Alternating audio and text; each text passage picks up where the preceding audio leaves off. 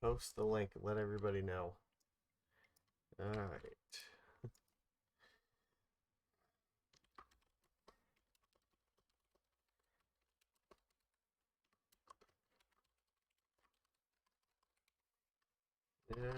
Yeah, here we go.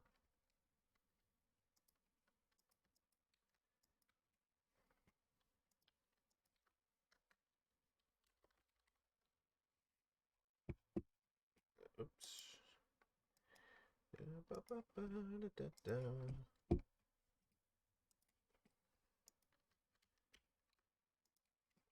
Everything should be working. There we go. And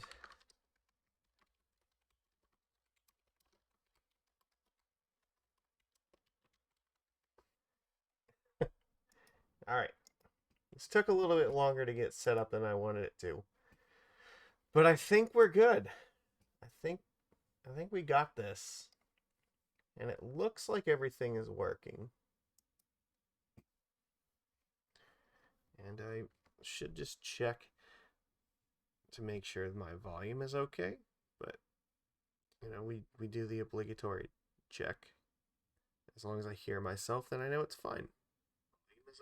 It is fine. All right, excellent. Look, every once in a while, you have to be the villain, okay? We're choosing to be evil today. So, this is what true evil looks like. Here we go. We're playing Tron. I know. How could you, Lord Magicus? So the natural enemy of Merfolk. We hate like all of these cards, you know, especially like Walking Ballista. You know that one. We're not a fan of that. Ugin the Spirit Dragon. It's ruined me many times. Even Oblivion Stone can be. It's okay. Merfolk has the tools to fight Tron, and we're usually well positioned to fight it. So it's not that big a problem. But it is just like this is one of those really really annoying decks to lose to sometimes because it just feels bad. Oh yeah, Blast Zone. Yeah, we have one of these in our deck too. It's great. So yeah, I am just choosing to be an awful person today, and I'm playing Tron. So um, I'm sure that everybody watching this probably knows how this goes down, but the trick, if you are new to Magic and maybe you're not familiar with this, Tron refers to the three Urza lands here: the mine, the power plant, and the tower. Because when you have all three of these in play, they make a total of 7 mana together. So by turn 3, this deck aims to have 7 mana so we can cast things like Karn Liberated or even Wurmcoil Engine. So, or, you know, Karn the Great Creator and then get like Ensnaring Bridge or something like that. Even Trinisphere could be really, really powerful against a lot of these decks. There's lots of really nasty things that can be done here. So, this is better. So, yeah, turn 3, you have the option to play a bunch of devastating cards. And you're going to use stuff like Expedition Map and Sylvan Scrying to go and find copies of the Tron lands from your deck to have them in play in turn 3. Ancient Stirrings is still one of the most powerful cantrips that's ever been printed because it can find any of your Tron lands and it can also find almost all your threats. So, Stirrings, yeah, incredibly good. There's not that many decks that it slots into, but the decks that it does fit into, like this one, is just an incredibly, incredibly powerful card. And probably, yeah, the card that is like revolutionized the build of this deck the most is definitely Karn the Great Creator, and it's earned all of its slots. And it gives you the ability to play both like your normal rampy control kind of, or your rampy just like, you know, win the game kind of strategy. Yeah, but it also gives you like, you know, more prison-y control strategies too. Because, you know, Karn makes you have access to basically your whole sideboard while you're playing, so you can get stuff like Liquimetal Coating in combination with Karn to just start blowing up the opponent's lands. Have tons of different hate rocks like Crypt, Cage, Pithing Needle, Trinisphere, Ensnaring Bridge to just shut down up decks on whatever important thing they're trying to do. Even Chalice of the Void. Then Sundering Titan's really cool against like the 4-color decks. So you can just blow up all of their lands. And if they ever remove this thing, then guess what? You just blow up more of their lands and then they can't cast spells. So that's great. Then the cool thing is Tron lands don't have a basic land type unless you play the Cradle, in which case you will have to blow up one of your own lands. But that's usually fine. So, there we go.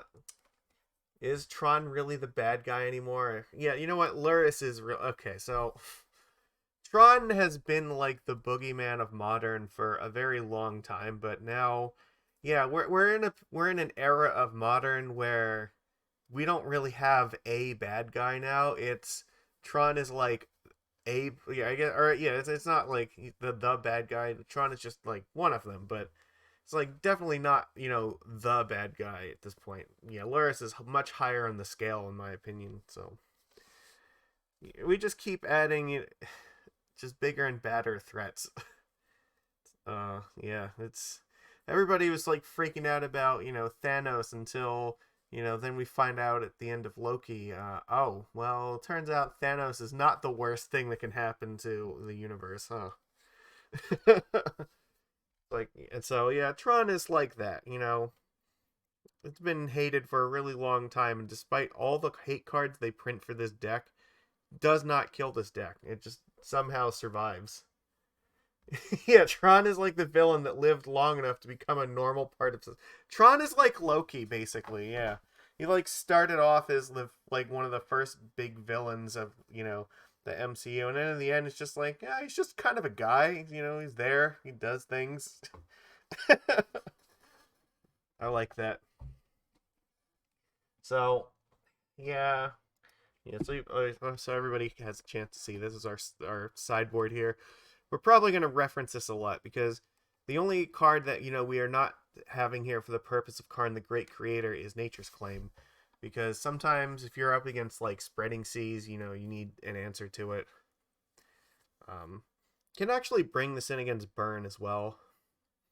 So you can use it to blow up, like, your own Relic of Progenitus or your own Chromatic Star or something like that in order to gain some life with it. Yeah.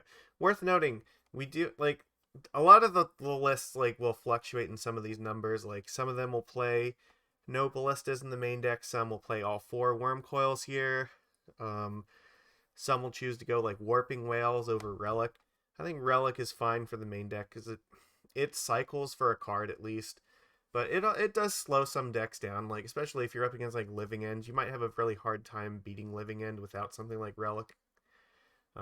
At least until you get Karn in line. But their deck is really fast, so yeah, it's a fine card. I like the fact that it cycles. One of the strategies of Tron, they want all their cards to be very, very redundant. So you have stuff like Sphere, Star, Relic, even Expedition Map, like, can help you find more gas with stuff like Sanctum of Ugin. So, like, you cast your spell, and then you sack the Sanctum, and you get another spell to get with it. Some decks will play Horizon lands in one of these slots so that, the Expeditions can draw you a card if you need it. I have opted to play Sanctum over that. I don't know if that's correct or not, but that's what we're trying, because the lists all vary, so. Okay. That's what we're doing. Oh, yeah. The first booster you ever had was a foil Ulamog. Yeah, well, most of the decks seem to have, like, 2 copies of Ulamog, because, yeah, the card is really good, so. Double Vindicate on turn 4 is really nice. Super powerful. Sideboard, I do have a Kozilek here, and this is going to help against, like, the mill decks, I think, just because it's a shuffle trigger. I mean, stuff like Tasha's Hideous Laughter is probably not very good against this deck because of the high mana cost, but Kozilek, besides that, it's also a card that, like, the difference between this and Emrakul is you can actually cast Kozilek in, like, turn 4, whereas Emrakul, you might not ever get to 15 mana. Like, you have a lot of mana, but the jump from 7 to 15, like, that's asking a lot. The jump from 7 to 10, like, 10 is a reasonable number that you can achieve. So, you cast Kozilek, you draw 4 cards. It's actually pretty good. It's a nice nice threat. Maybe there might be times where maybe Ballista is not going to be good. We might bring in Kozilek instead of Ballista. So, all right, let's go. We got to get this over with. Surprisingly, too, like the deck is not that expensive to play in MTGO. It's like 200 tickets. Or, I mean, yeah, like that. I think that's about right. So somewhere between 2 to 220. So it's definitely on our list of, you know, powerful decks that we can play on this channel with the amount of money I'm spending on mana traders.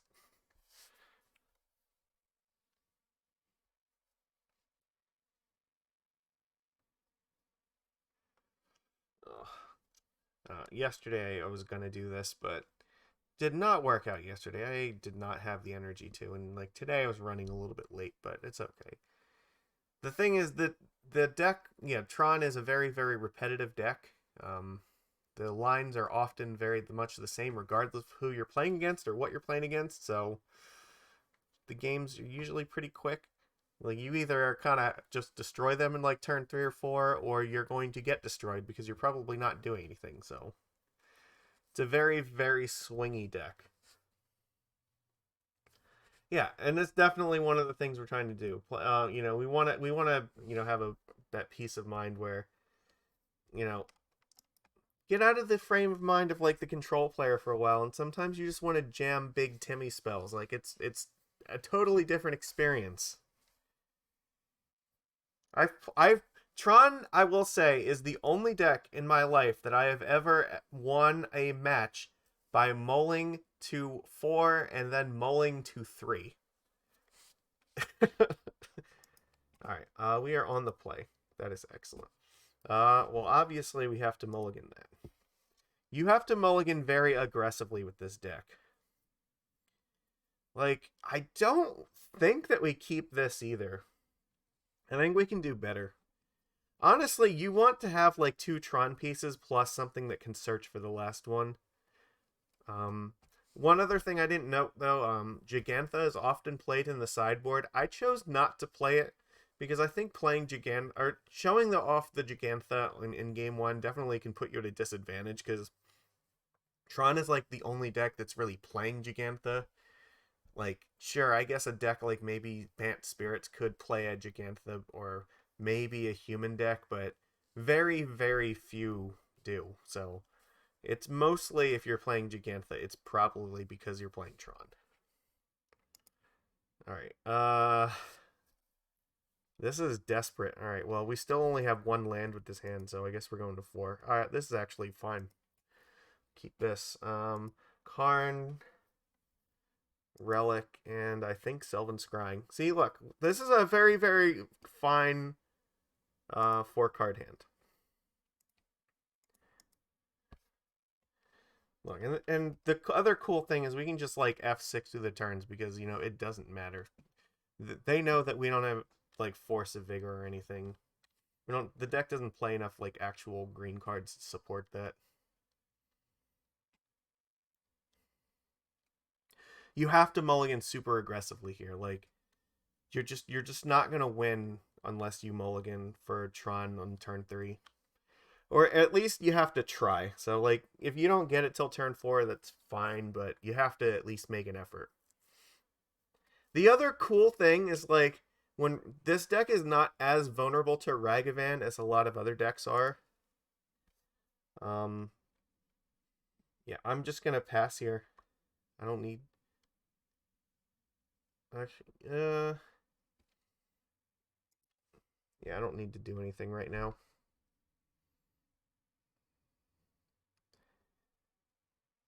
Yeah, whatever they exile with Ragavan, there's a very, very high chance that they're just not going to be able to cast it. Because they're not going to have 7 mana to cast a fucking Karn, so... Or, like, you know...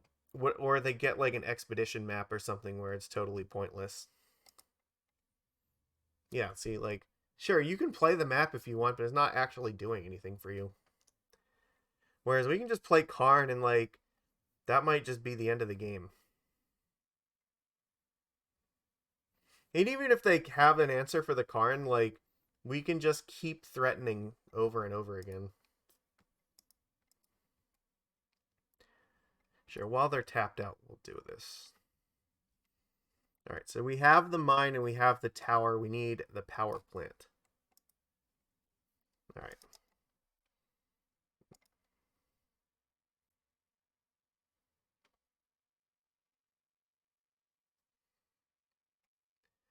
So, like, they have to find, like, Force of Negation right now.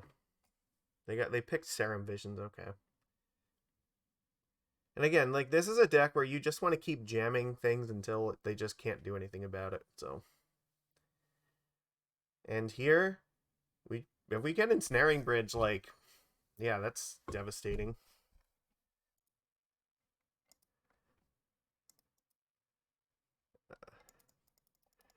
Alright, do you have a Force?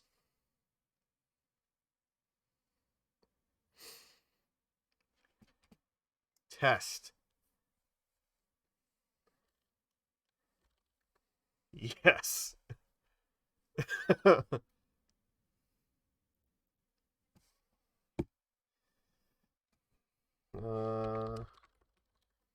No worries. All right, opponent suffering a little lag. All right, so actually, what do we want to do with Karn here? So Ragavan will be able to attack the Karn if I get it, because I still have 2 cards in hand. So we have to actually look at our sideboard here. I could just get a Walking Ballista and just ping this thing if I want. Or I could just get Chalice of the Void. Chalice might actually be the best bet here.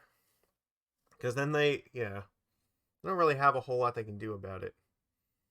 You know what? Liquimetal Coating is also a very strong option.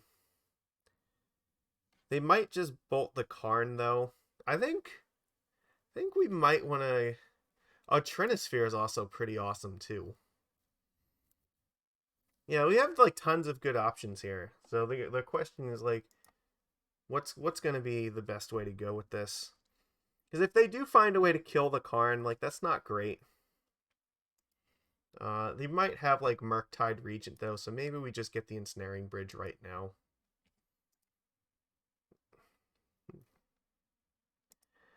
Yeah, I'm gonna get it. I would love to get this bridge.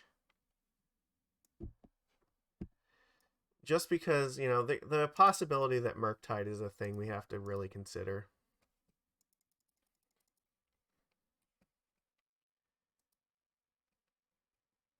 Karn, yeah, you know what? It does make me a traitor. Okay, they saved the Force for the bridge. Interesting. Okay. So they might just be attacking Karn down. But here's the thing. Again, we're in a scenario where it can still find it from exile, so that's always worth noting. So they have forced this thing, but it can still come back. Like, sure, you make a treasure. What did they exile here? A land? It doesn't matter. I'm surprised they used the Force on the bridge and not the Karn. Oh, well, the Walking Ballista is just great. They went after me. Interesting. So I guess I can just retest them here.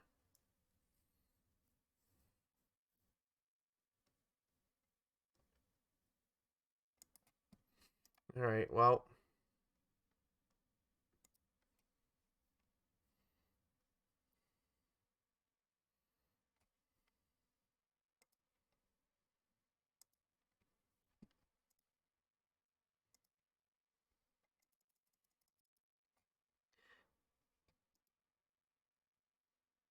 yeah, they have to deal combat damage to me in order to deal with this thing. So Unholy Heat. They're getting rid of Karn. Okay.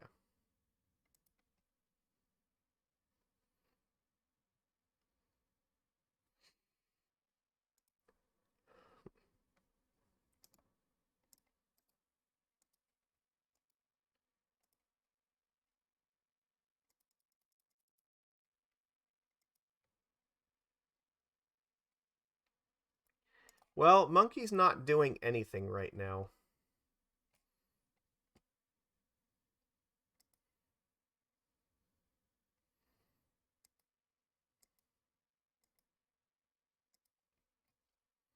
I can just ping it off whenever I feel like it, but it doesn't even attack right now, so I'm not that concerned. I have to be worried about, like, Brazen Borrower bouncing the Ensnaring Bridge. That's about it. But here, I have the option to cycle Chromatic Star and try to find more gas. Though I might want to keep it in case I draw, like, Thragtusk or Ancient Stirrings or something. I can just dump a ton of counters into Walking Ballista if they don't kill it right now. I guess here we'll kill the Ragavan just in case, and we will deal damage to them.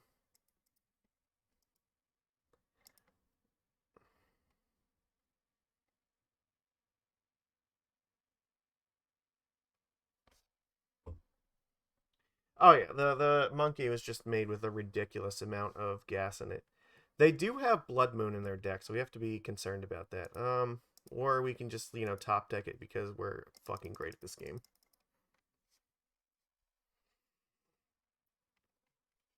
Alright. Let's get another win condition, please. So here, right now, we only have 4 mana.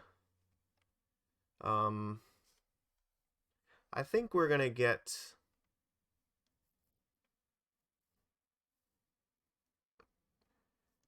What is it?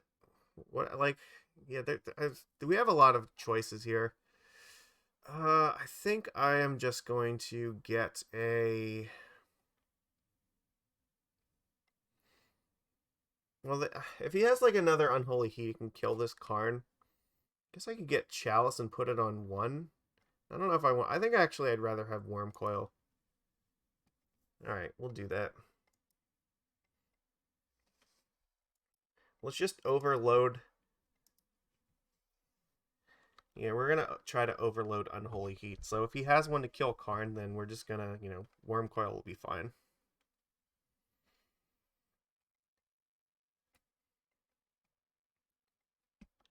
And then it means even if he bounces like Ensnaring Bridge, we still have a good threat.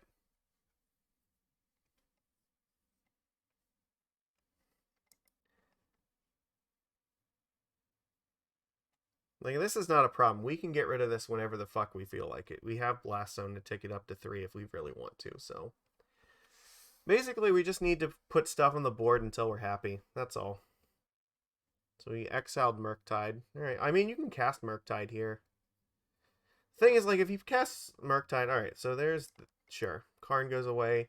Even if he casts Murktide, it doesn't really matter, because I still have Bridge. Will never attack me.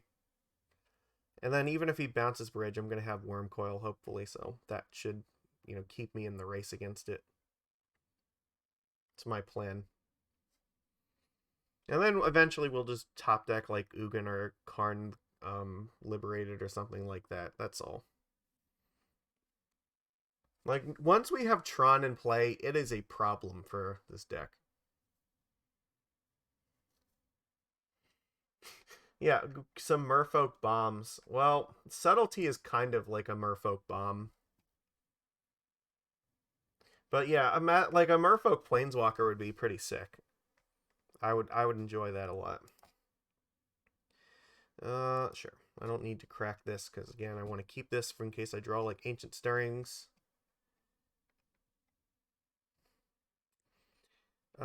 So I only have 8 mana right now, so I can't cast this. However, I can cast the Wurmcoil.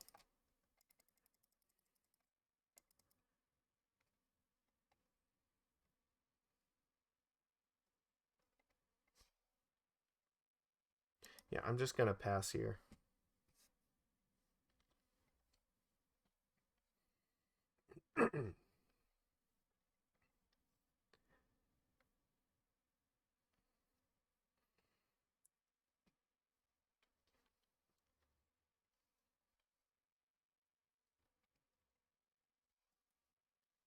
We're in a pretty good spot here.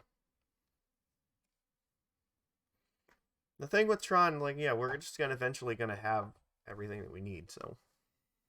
This Murktide can attack me for 8, but, like, only if they can find a way to get rid of this first. I do normally play Merfolk, yes, but the last couple weeks we've been mixing Merfolk with some other decks. So I played Burn for a little bit, and now we're playing Tron this time. I have, over the course of my Magic career, played like almost every deck that's in Modern at some point or another. So I'm at least somewhat familiar with these decks.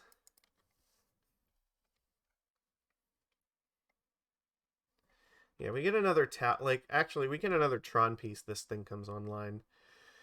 Here I think we just want to crack the star. Because if we get another Tron land, I think we can cast this, right? Because this is effectively free mana. We only need 2 more, so.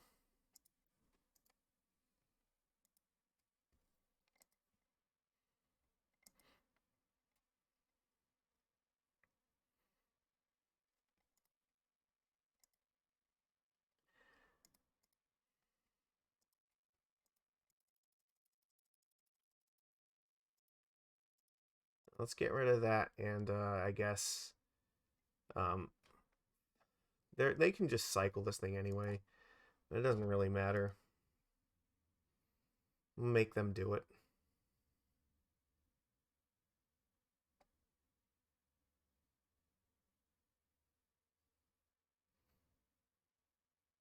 Okay, well they can counterspell. They're still going to lose their stuff, so sure. See, now we are in a great spot here because we can cast anything we draw, and like they don't really have a way to fight us. So the reason okay, well, Is it looked kind of fun? It is really fun. I like Is it a lot. The reason I ask is because I just started playing Magic a few weeks ago in Arena. Okay, playing Standard, found it really easy, so I wanted to get into Modern with a fun deck. Been trying to find a good budget Merfolk deck. The only problem with Merfolk is that it's not as much of a budget deck as it used to be. I will say Merfolk is generally a fun deck to play, but it requires a lot of dedication to learning how to play it right, and it's not cheap because of like Force of Negation and like Cavern of Souls if you're playing them. So, yeah, to be fair, like a lot of the stuff in Modern is not particularly good on a budget at this point. So, yeah, I guess we're gonna play map here.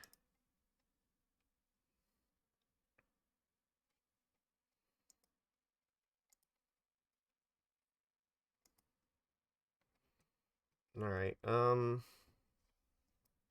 pass, I guess. Yeah. I don't know like how you would build Merfolk on a budget. I mean, you probably like at least replace the forces with spell pierces. But just Modern in general has been getting more expensive. Yeah, I don't blame you. I like Burn is a really good deck, but it is also really expensive. So, or I mean, I'm sorry, it's like a really good deck and it's like cheap, but like it's repetitive. That's what I meant. Sorry. I like Burn, but yeah, it similar to Tron, it gets repetitive over time. It's not like that The problem is like a lot of the good interactive decks. Um, the good interactive decks all they struggle a little bit. Well, that's not terrible here.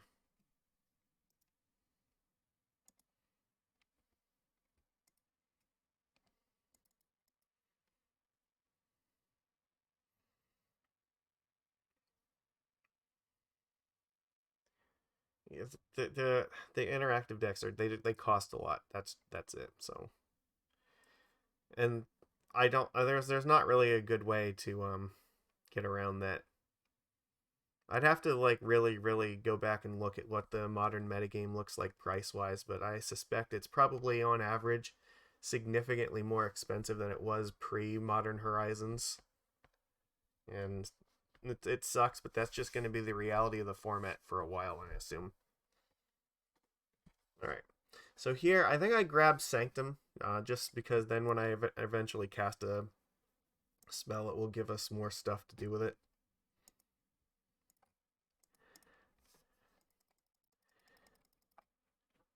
Like, yeah, at any point, once we, like, I could even start taking up Blast Zone to get rid of this bridge here, and then just attack with the 2 Wurmcoils. They have, like, no good answer to this. We can counterspell it, I guess.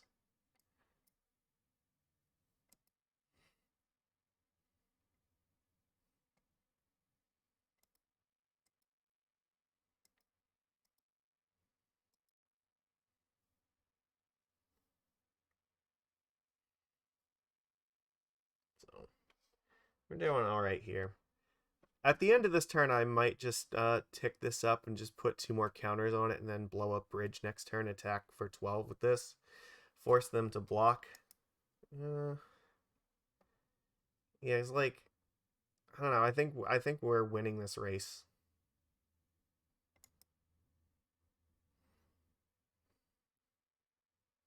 It's possible. I don't have to be in a rush to do this though. Upgrading over time, yeah. That might have to just be how it is. The only thing with Merfolk is at least you can get away without like a lot of the expensive stuff. Like you don't need Force of Negation. It does help a lot in certain matches, but like you can live without it. Like you don't need Cavern of Souls, but it does help. So they have 2 cards in hand. I think here I just tick up Blast Zone and like I attack with the Wurmcoils, just gain a bajillion life.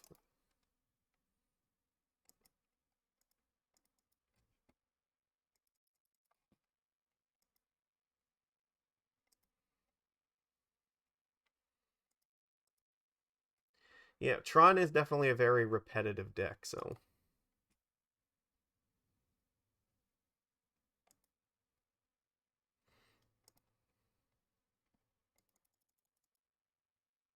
Alright, we'll blow up the bridge now that we have the Wurmcoils. Now we can start attacking them, and they don't really have a lot of good options to deal with these.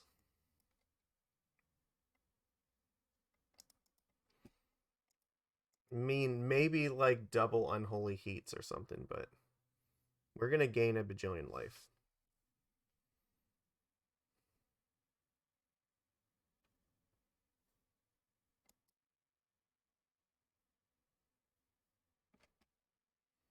They're going to try to kill off one of these things.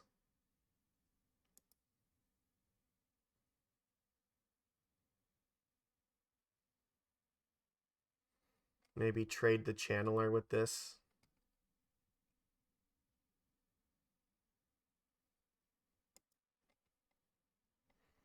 Oh yeah, this is beautiful.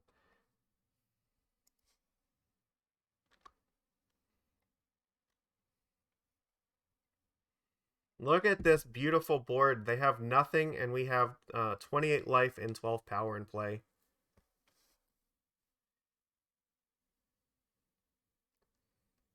Like, again, we can cast any threat off the top.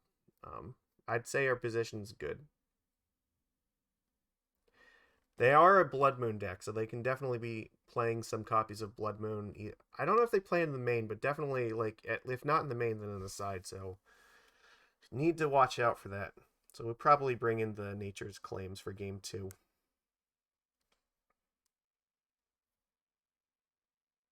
Looks like the lag is really getting to the opponent, though. Alright, they concede. They realize there's no way they're beating this. Say, look, patience rewards us. We just, like, get to a board state where we're just, like, surely gonna win. Okay, well, what do we want to do here? Ballista's not terrible. I think leaving 1 copy in the main deck's fine. I don't know if Thragtusk is really what we want. Excuse me. Well, I think we definitely need these because I have to expect Blood Moon to be a thing. The relics are not that bad either because they can slow them down, but I think maybe we just maybe that doesn't matter that much. To take out 1 more card.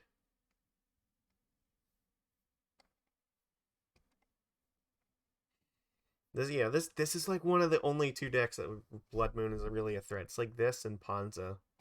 So They do have like a lot of counter magic and stuff, so maybe leaving in all the threats is fine. Wurmcoil looked like excellent though. Sylvan Scrying might be a little bit slow. Alright, we'll take out one copy of that. Alright, we'll just do this. A lot of decks we're just not going to sideboard, because the only thing we have is, you know, like Blood Moon Hate, so. We are on the draw. They're going to have, like, counter spells and stuff. We do have a basic forest, but I don't really want to lead on that. It's very close. They kept 7 cards. With only 1 Tron land, like, this might just be a little bit too slow. I think we just mulligan more aggressively. Like, this is better. I like this a lot better. I will think I'm going to put Oblivion Stone in the bottom. Actually, you know what? I'll put Ancient Stirring, because we don't actually have a green mana for that. So we can go with our tower and map. Or we could try to psych them out by playing the power plant first, make them think maybe we have 2 of these. See, that's always the trick with Tron, true. Like, you never know which land it is that they're weak on. So sometimes they will reverse psychology you, and we might just try to do that now.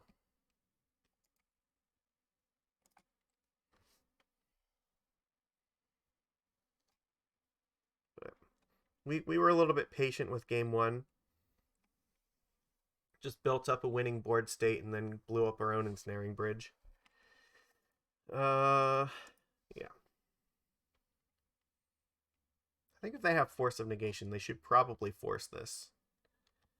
I think that forcing Expedition Map is always a great idea. There's nothing I can do on their turn that I really care about here. They didn't fetch a basic island, which makes me feel like they don't have Blood Moon right now. They would absolutely have fetched basic island if they had a plan on mooning me this game. So probably play Bobble and Bobble me.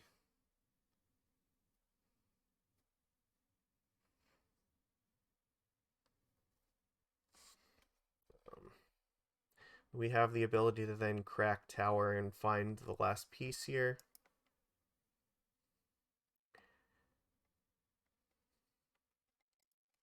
Alright, pass.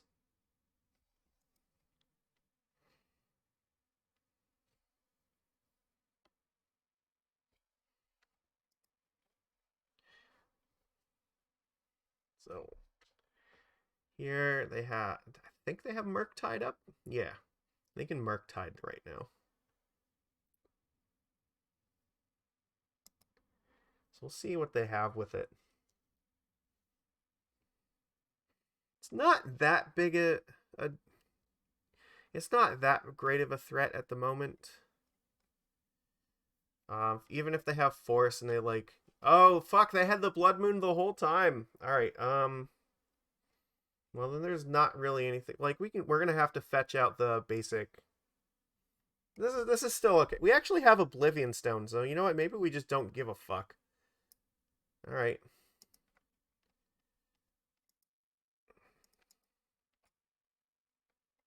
They're very quick on this. So we have Power Plant and Tower. Fuck it. I'm getting the mine. Alright.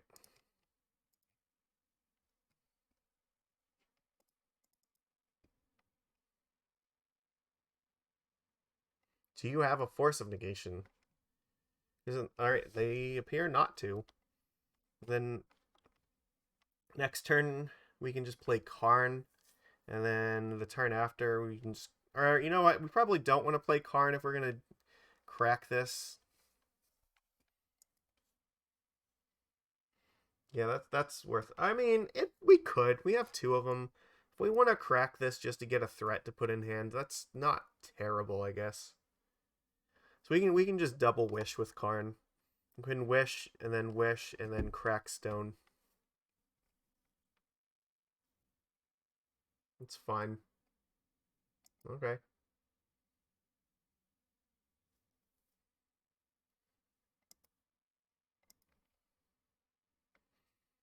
Or you know what? The other thing is actually we might need... We have Nature's Claim now, so... Fuck, I'm... Okay, and we have the Chromatic Star. It's definitely a thing. We can just play Star and then crack it, have 6 mana up. That's fine.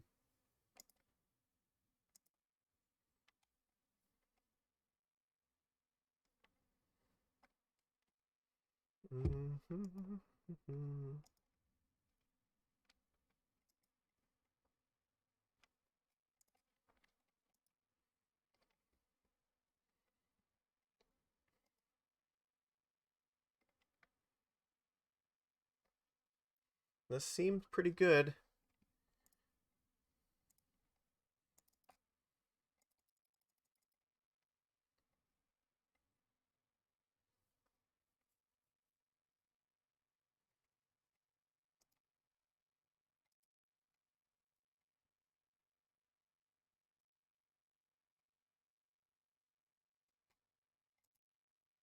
I think I'm going to get Chalice and put it on 1 here.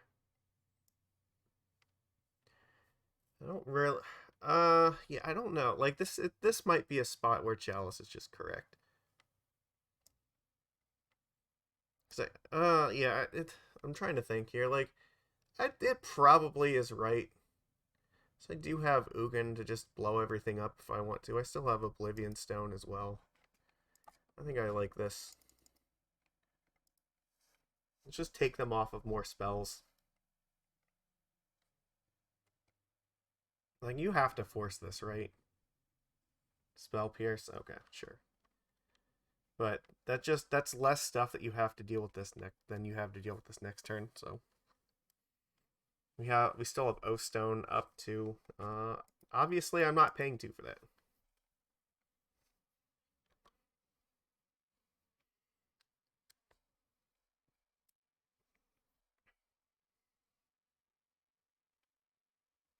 I don't think there is a better way to do it. I mean, we got rid of a Spell Pierce, which means it's a lot safer for us to cast these spells.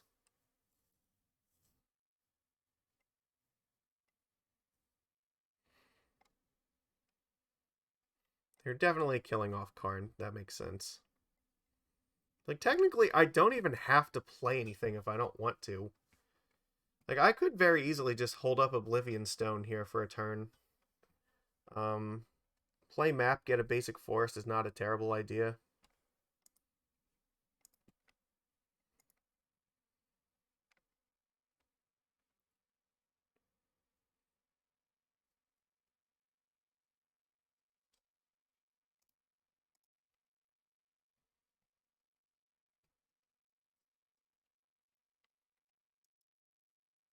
I mean, I guess Blast Zone was also a possibility.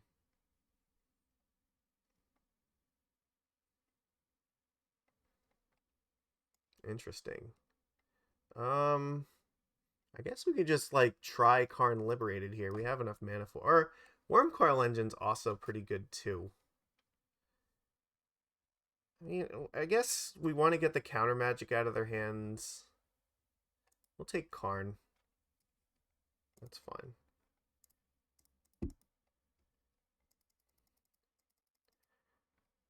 We'll see what happens here. Because then, like, it just makes it more likely Ugin resolves if they counter this thing. That's just how, like, Tron wins. Like, they just cast spells over and over until they run out of stuff.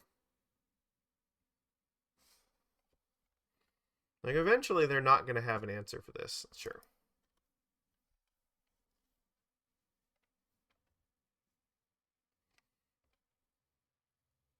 But that's all we have to do is just put them in a position where they have to answer our spells every turn, or otherwise they lose.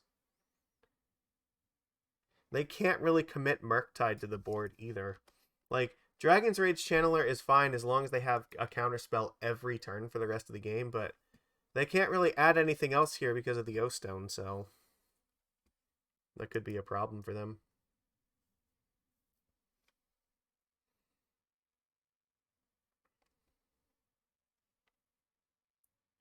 I mean, I'm also in a scenario where I could just play Karn and get Relic, and that would really hurt them a lot.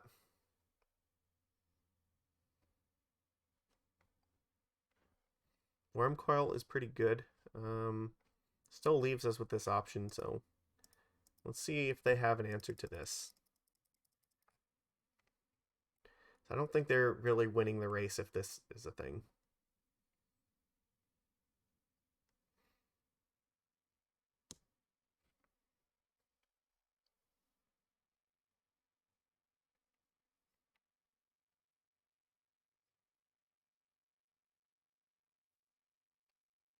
Okay, we have another counter spell.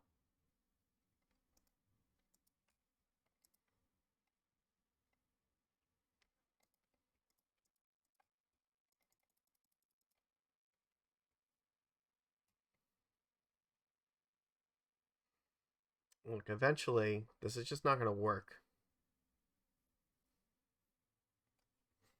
Force of negation, pitching dress down. It's okay. Because again, the thing I really care about resolving here is this Ugin the Spirit Dragon. So, if they exhaust all of their counter spells and this nonsense, and then Ugin resolves, like, I just win. Because I will just ping this thing. I will just plus and kill this, and that's it. The game's over. Well, they've gone through a Pierce, 2 counter spells, and a Force. They have 3 cards in hand. So, I don't know. We'll see. They could have more counter spells. Definitely possible. But eventually, they're going to run out.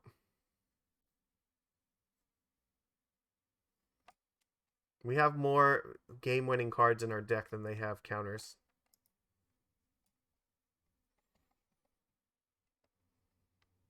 They left the card on top of their deck, so whatever it was, they seemed to like it.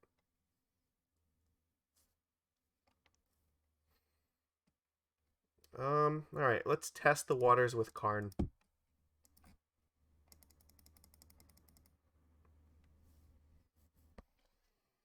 you find another counter spell?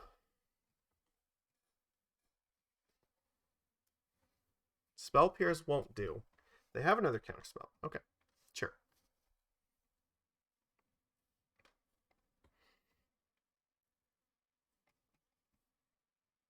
Alright.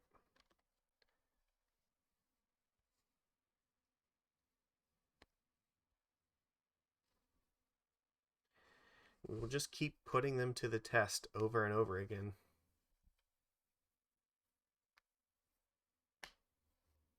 Oh, they're dashing Ragavan. That's desperation. Because they know that it's safe from the Oblivion Stone right now.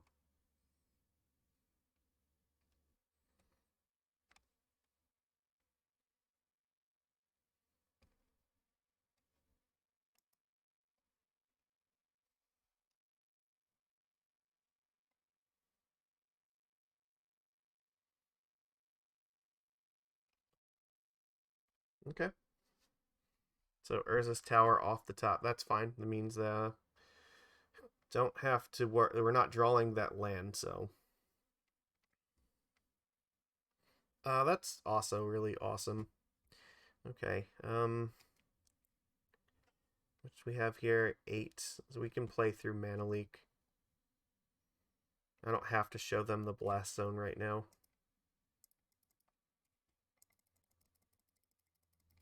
All right, you have another counterspell.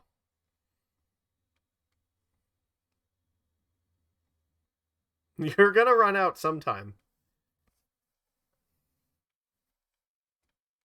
They are digging. They're trying to find one badly right now. They put a card on top, so it looks like they did find it.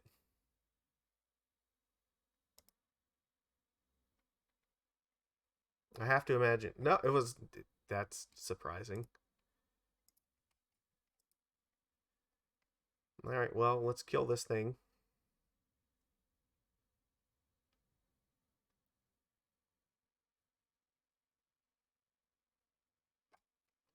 Unholy Heat. Okay, so their plan is to just try to kill Ugin, I guess.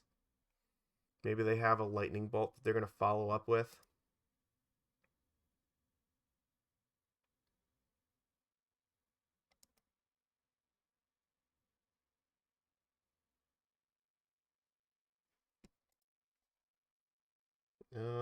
Sure.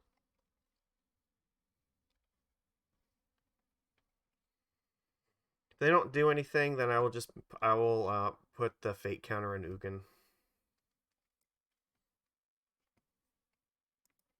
So they have double Unholy Heat. Okay. If Ragavan attacks me, I'll just crack Blast Zone and kill it.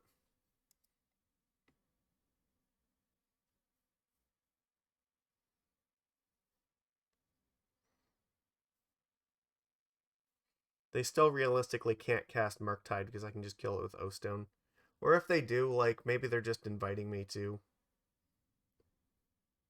Jace the Mind Sculptor. Okay, well, that's not ideal. That might be something I have to use the Blast Zone to kill.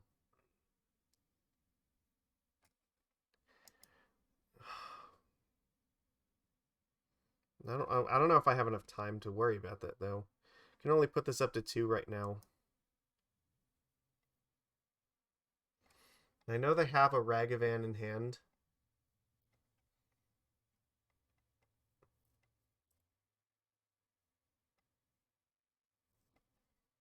They're drawing 2 cards a turn here, which is not great.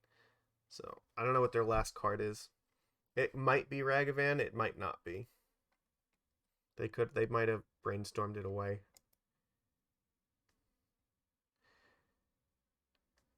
Well, they know what I'm drawing, so. Alright, let's see. I don't think this particularly helps me. I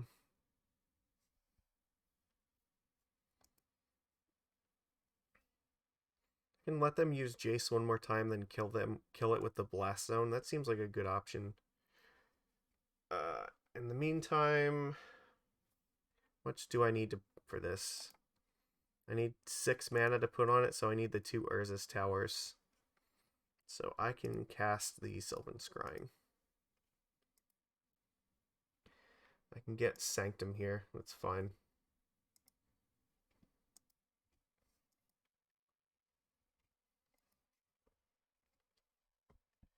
Wow, this match is... I mean, we're taking our time with this, but, like, it's fine. I think we're still in a good spot. The opponent is really low in time, so... They're being asked a lot of really hard questions, and not giving them a whole lot of options.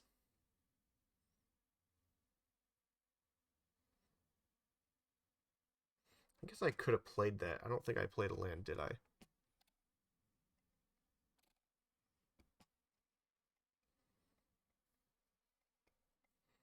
Okay. See, this just looks to me like they're trying to incentivize me to crack this O-Stone. It's like, I know they still have Ragavan.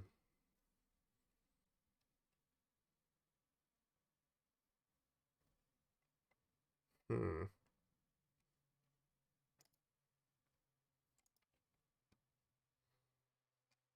think I still have to do this, though. I don't like this at all. Well, maybe it just means I have to crack Blast Zone here. Yeah, all right. I'm gonna reserve Blast Zone for this. That's fine.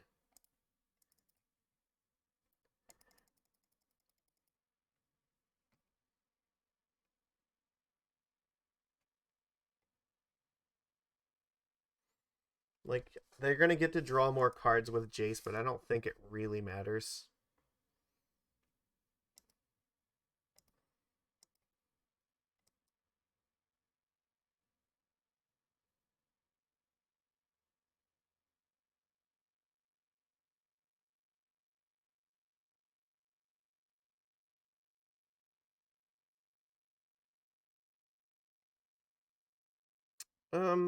Okay, that's fine, I guess. That doesn't really affect me at all.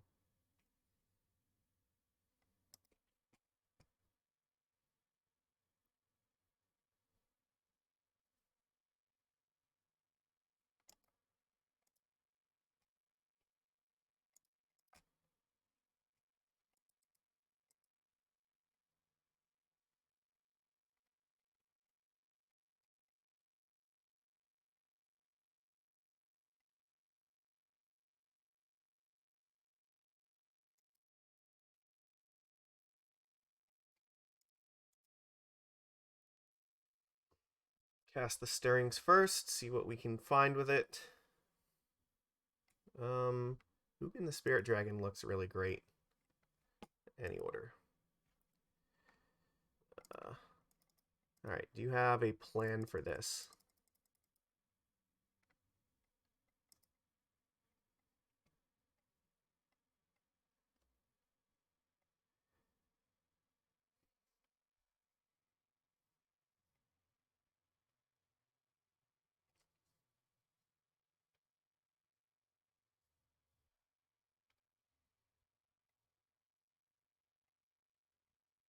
I'm not going to sacrifice... I don't think I want to sack this yet.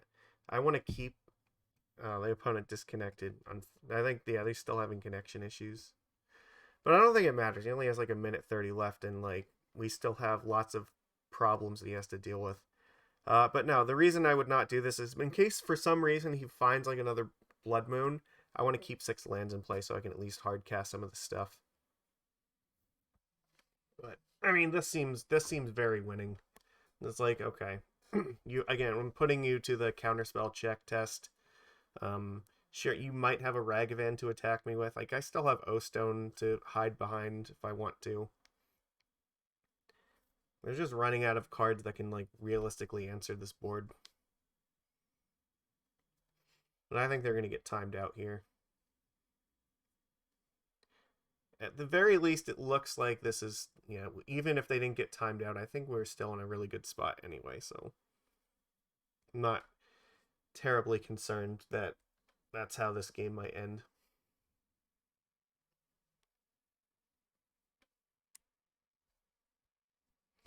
Important though, because like it really does feel like they're just trying to sandbag Murktide here, and they're trying to get us to use this stone so they can resolve Murktide, because that could actually kill us. You know, Murktide would be the threat. Like the 1-drops are not that important.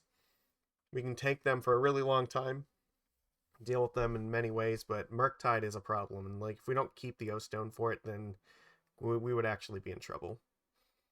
That's why, like, I'm fine with letting them draw cards with Jace, because, like, it doesn't really matter that much. Alright, well, that's it.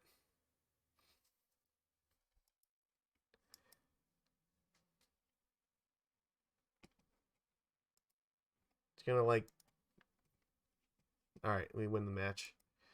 Alright, there we go. That was really long and grindy, but it's okay. We got there. We beat the Blood Moon deck, so that was important. I imagine, like, yeah, that's gotta be... They've probably got a decent game. They do have counterspells and Blood Moon. It's kind of like Merfolk, where they play like counterspells and Spreading Sea. So they have interaction for the lands. Just didn't get the job done. So, all right. I mean, that's fine though. We got there. And we got to feature off the line of they forced Ensnaring Bridge at one point, so we got to get it back from exile with Karn because he can do that. It's good to know the interactions with the cards. It's probably going to be way longer than I wanted it to be, but alright, we're already an hour in, so it's okay. We're here for the long haul. We'll get this done.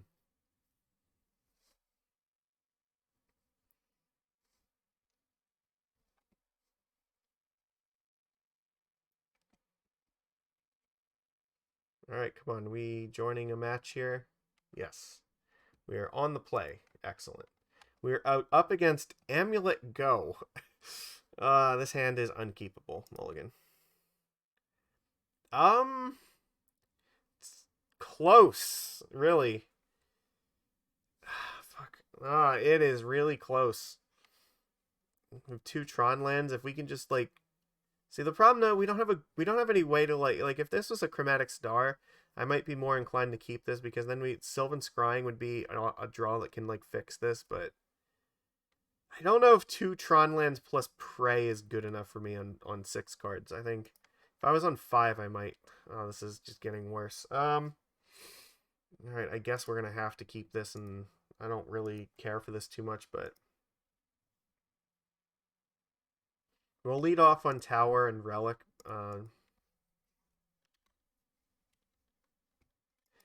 But we'll have to just hope that Sylvan Scrying plus drawing a land will help us. Alright. Yep, there's Saga. Saga is a land that I think this deck could play. Alright, well, Scrying. We'll pick which one we want to find. I'm picking Power Plant. Alright, their graveyard is not fucking relevant, so I don't care. I'll just pass through their turn. Titan's gonna be tough though. Or yeah, like they're kind of doing the same thing we are, but I think their deck is a little bit faster. Like they can win on turn 2. If we have like Tron plus like Karn in turn 3, like that could be good. But okay, well their hand didn't seem like that was that great actually. All right. Well, I guess we're gonna play Power Plant. Cast Ancient Stirrings. Oh look, we found the mine. All right, any order. So we have a Karn Liberated for next turn, so we can potentially try to go after their lands. It's probably the right way to go about this. Just like exile Valakut or something. So they're going to lose Saga here.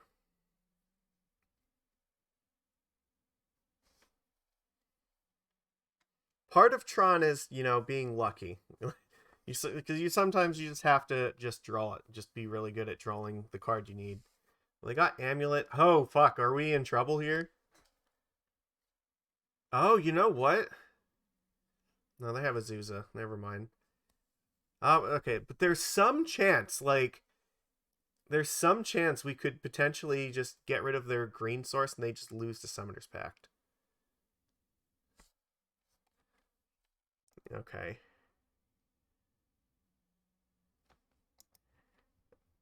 Okay, well, what are they going to return here? Oh, they haven't played a third land yet. Okay, I think we actually just win now. Unless they have Dryad. That could actually be good enough here. It actually might not be. Oh, they Primeval Titan.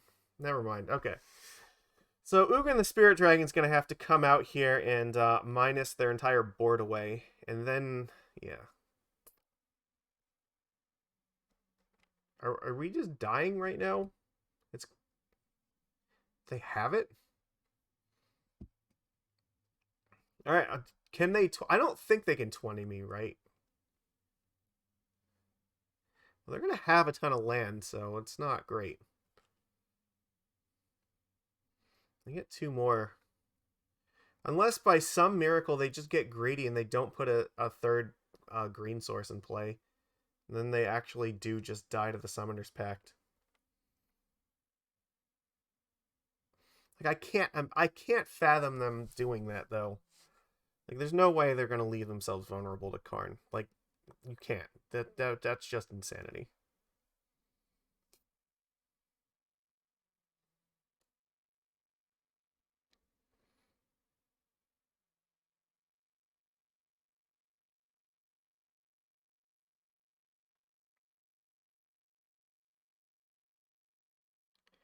Because I think they can give it double strike, but I don't think that's enough to kill me.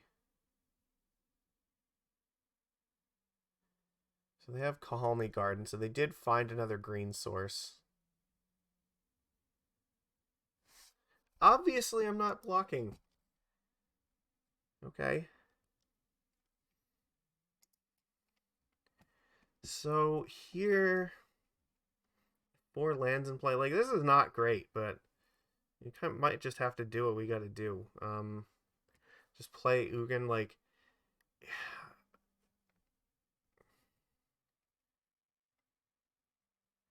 The other concern is like what happens if they have, if they get like Valakut, they could just potentially kill us like that.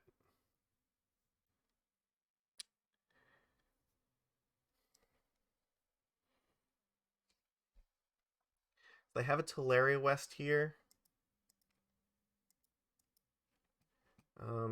They might be relying on this to get a bounce land for this thing. And if it can't attack, then they can't do that. So one option is play Ugin, minus it, and kill everything. But if I do that, I am leaving myself vulnerable to Slayer Stronghold, potentially.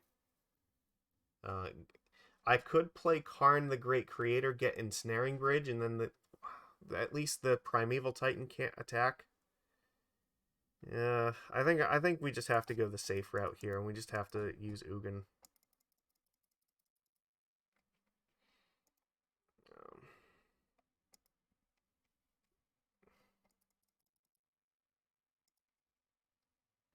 All right.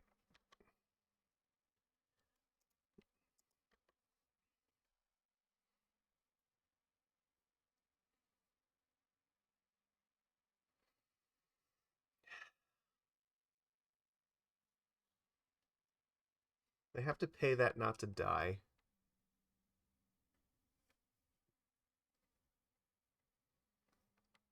Surprisingly, we haven't lost yet. They could have had a much better start than, but we kind of get lucky getting Tron at least on turn 4. So tireless tracker. I don't see how that's helping you. I am definitely just bolting the shit out of this with Ugin.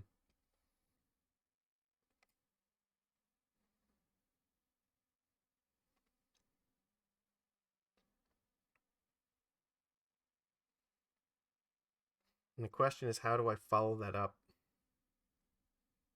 I might want to get rid of this Teleria West just so that they don't have it to fetch like another Summoner's Pact. Uh-oh. Now they are gonna they had a Vesuva in hand still, that's right. Because they bounced it. So well, that's a problem. So then Ugin's gonna die. That is a problem, because yeah, they're gonna get like a bajillion tokens now. Or if I play Karn and Ensnaring Bridge, they can't use them at least, so I might have to do that here. This thing has 3 power, so it won't be able to attack me. No, it will be able to attack me. So I can't put enough stuff into play. I have 4 cards still. It's not good. We're still vulnerable to a lot of stuff here. Put Wurmcoil in play to try to block it. They're gonna have the ability to get like a bajillion cards though. I don't really have I don't have a good plan.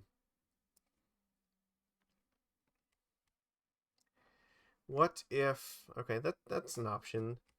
I have 8 mana here. I could play Karn, get Walking Ballista, and then use the Ballista to kill off Tireless Tracker.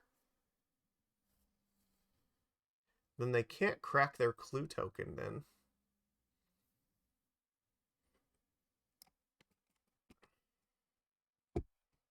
Just hope they don't have any more creatures. Alright. Sounds like as good a plan as any. Alright.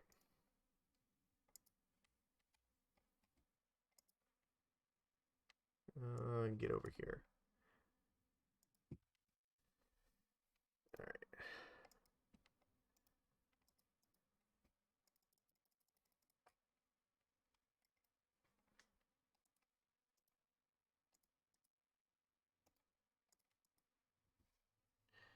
Alright, pass. Hope that this is enough for the time being.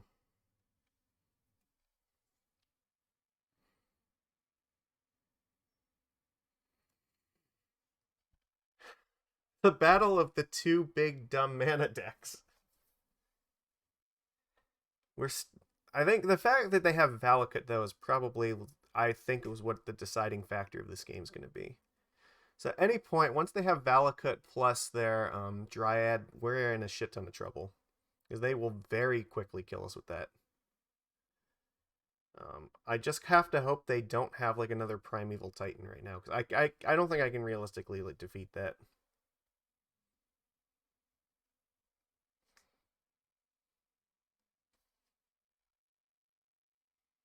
I don't know, but the tireless tracker is like also a huge threat, and them drawing more cards with the clue tokens is a threat. Like there's so many threats. It's hard to know. I'm not sure what the right way to do this is. The Vesuva is in play right now, so they have a Teleria West in hand, but I don't. They might not have a second blue mana for it. Oh fuck! All right, well that's a huge problem. Now they have this thing. All right, yeah. Well, then they have a line. Yeah, like this. This is gonna work. With 2 amulets, I don't think it matters. I think they have like infinity mana to do whatever the hell they feel like. Yeah, cycle that. Pact, get Titan. Titan will get like a bajillion mana. I don't know if I could beat the Teleria West. Like that was going to be very difficult. I don't know. Maybe Ensnaring Bridge. Like maybe I just had to do that. The problem though is like I just don't want like then they still have the option to just attack me for a bajillion damage. Like this, they can attack me with this and then crack. Well, I guess I don't know. I don't. They can't crack the clues. I don't know. Maybe that was a better way to do this, but them having another like Titan like is still a problem because like again like at any point like the Valakut is enough to actually get the job done too.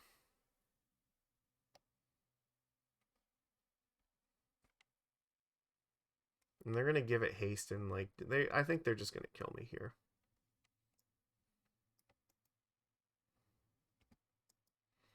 Do they have the double strike one?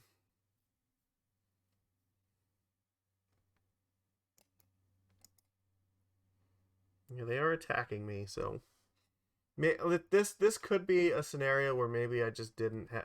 I don't know if there was a better way to go about doing this. All right. Yeah, that's gonna do it. I'm not sure what exactly the best way to stop that was gonna be. So I definitely could have made a mistake there. I'm not sure. What I do know is Relic is useless and Nature's Claim is useful. Nature's Claim answers all of the best cards that against us, so we want that. I think Thragtusk is probably not important. All right, we'll just run this like this. I'm just trying to think if there was a way for me to like to beat the Teleria West and the Tireless Tracker. I don't know. Maybe. This is not it. Oh God. Well, we're going to 5. They kept 7. That's not good.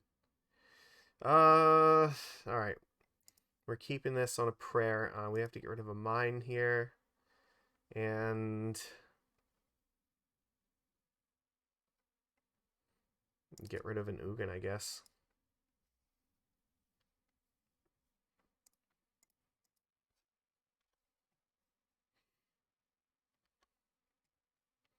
We might just have to crack this for green and pray.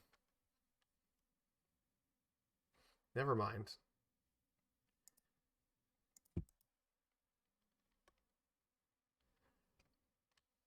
It's not going to be the prettiest, but we will get there. It'll be turn 4, but on 5 cards, what are you going to do?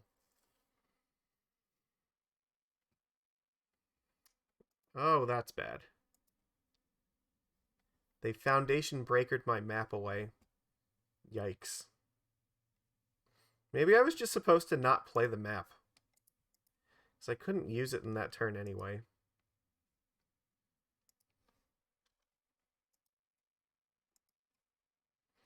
Yeah, you know what? I think now that I reflect on that, playing it. I shouldn't have played it until turn 3.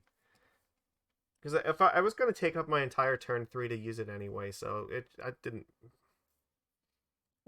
No. You know what? No, there was a reason to do that because then I could actually play the Tron land in that turn. So, all right. Well, Karn the Great Creator. They're gonna have an artifact here.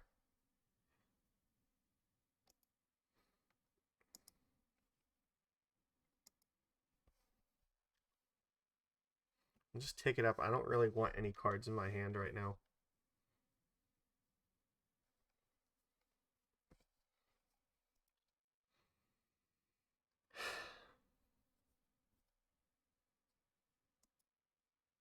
Urza Saga's so good in this deck.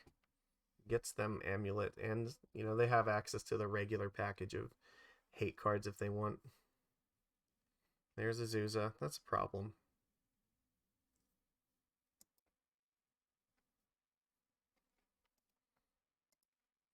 What is going to save my ass here? I don't actually know if there's much that can. Like, I could get a bridge and play it just to turn off Titan from killing me, but may not be good enough.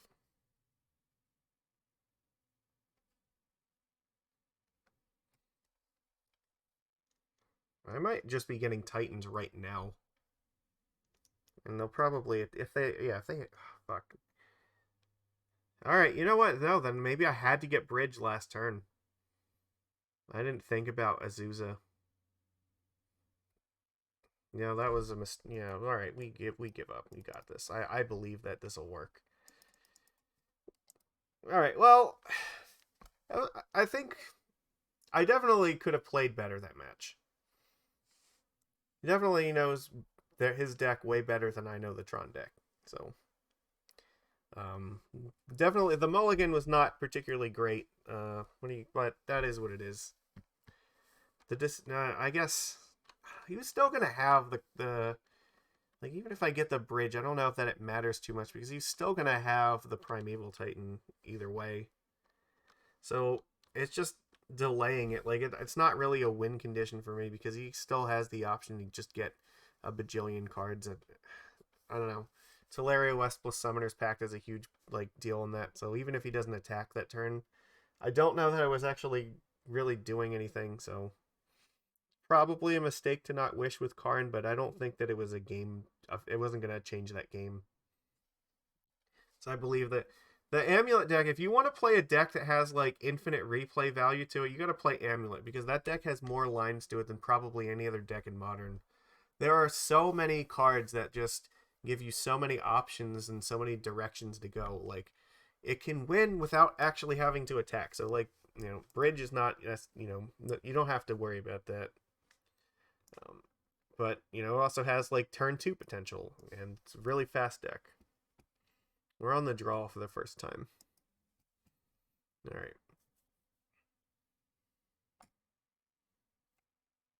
Yeah, rumors of Amulet's demise are greatly exaggerated. That deck, like Tron, is never going away in Modern. The deck is ridiculously powerful. Has had multiple bans in the past. Has a ridiculously high skill cap on it. It's kind of like the KCI deck in that respect, where it's when a lot of bad players play it, it drags the win percentage down. But if you're actually really good with Amulet, that deck will just just flatten 90% of the players. I am not willing to keep a 7 that only has 1 Tron land in it. Fuck, this is worse. Alright, I guess we have to keep this. I don't know what I'm actually up against right now, but I don't really need the Chromatic Star because I have a forest. Actually, you know what? I could draw another Tron land and might want to cast the Scrying, so I'm going to get rid of the Relic and the Wurmcoil.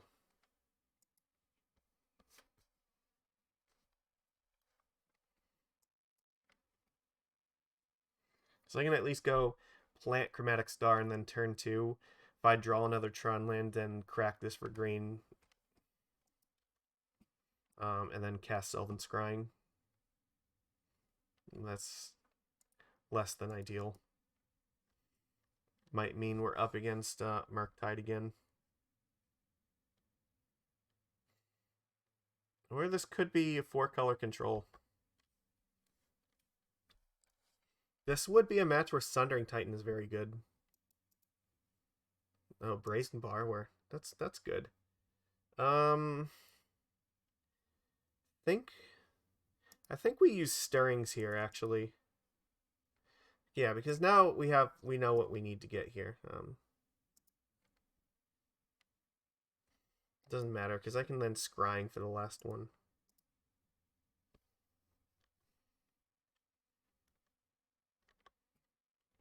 They're not really slowing me down. I have Tron now with the Sylvan Scrying.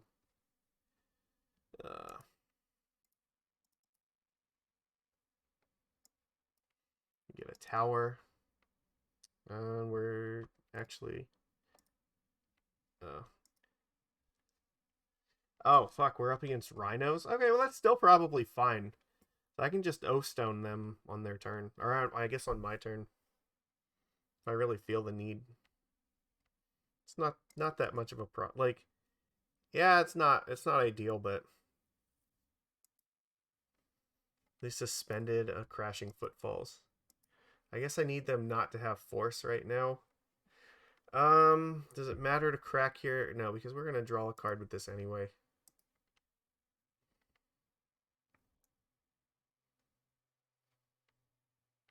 Oh, well, that's a problem.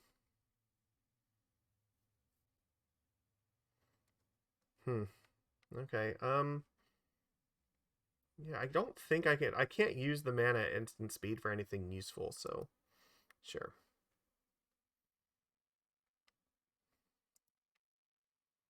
It's sort of helpful. I guess I could. So again, the problem is like if I just play O-Stone right now, I'm gonna probably be going to 4 life. It's not great.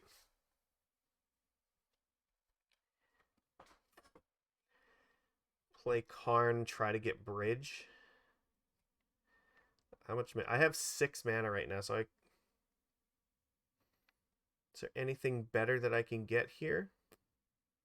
With Ancient Stirrings? I don't think so.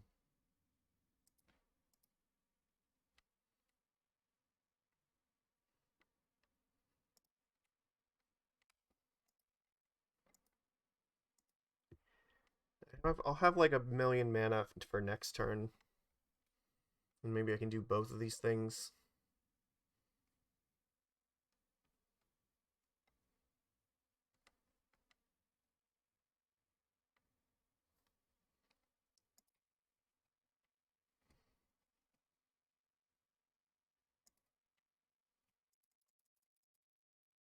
Alright.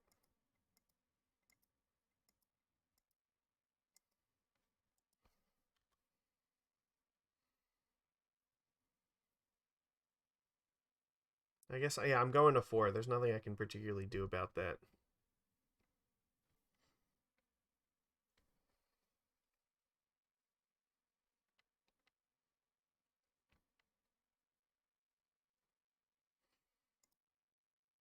Alright. If I play Karn here, I can get Bridge. And I still... well, the thing is, if I cast Bridge, I can't use the O-Stone.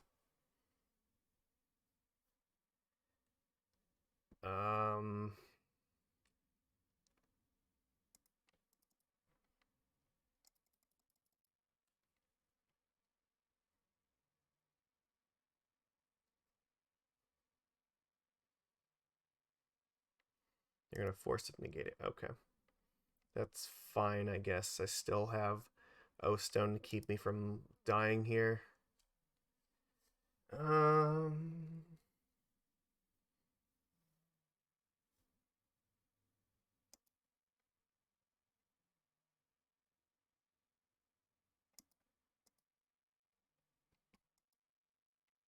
Nope. Nope. Alright. I'm going to lose the mana from this.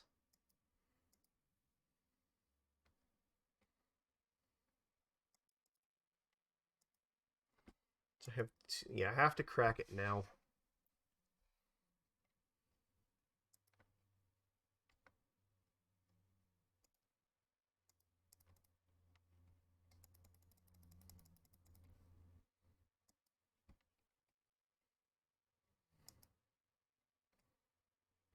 Yikes. Alright, I could be in trouble here. Might go to 1 from this Brazen Borrower.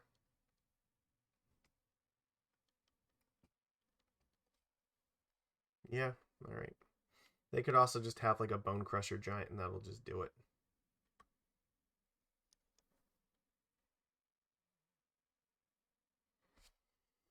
I don't know if there's a draw. Like, I don't know if anything matters here. Never mind. They just had it. Just fucking had it. So, against this deck, like, none of this really makes a huge difference. They are not playing Blood Moon against me, so I guess this Nature's Claim doesn't really matter. It can maybe kill Shardless Agent. I don't think it's worth it. I think we just run this back.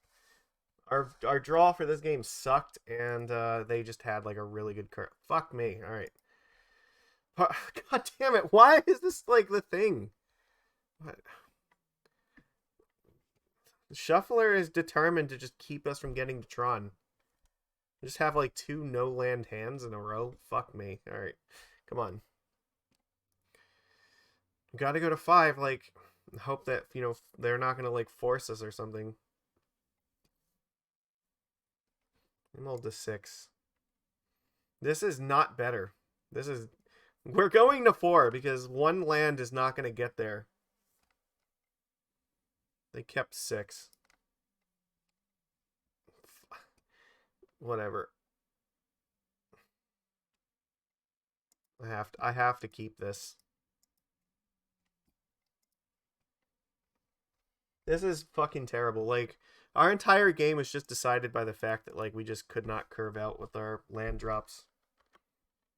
Well, it happens sometimes.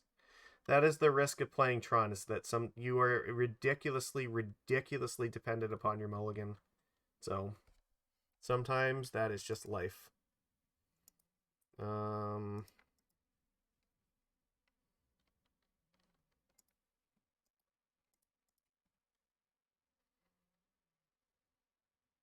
Alright, well that's a plus.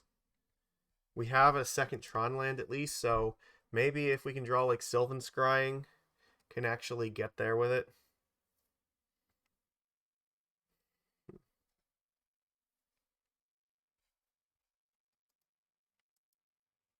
Okay. I don't think that was worth it.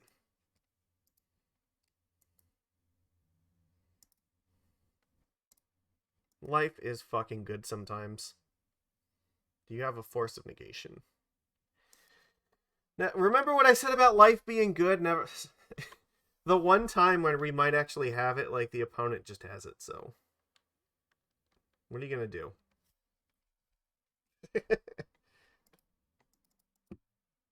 Alright, pass. We need to top deck the tower.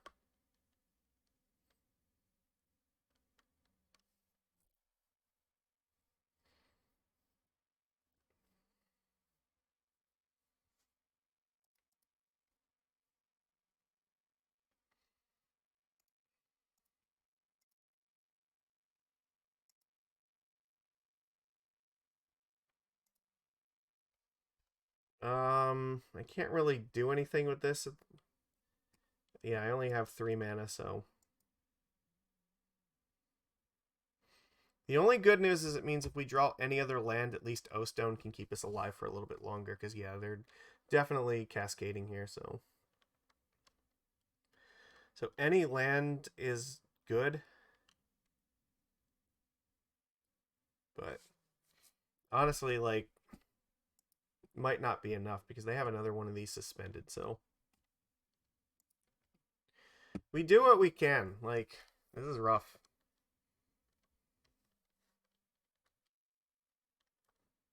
Your hand is fantastic. And ours is not.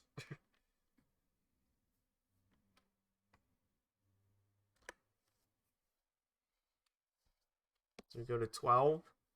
And a hope for a miracle, I guess.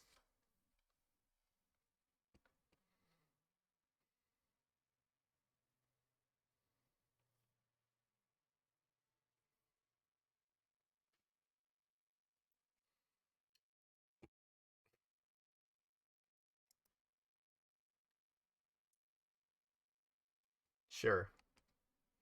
Wasn't exactly a miracle.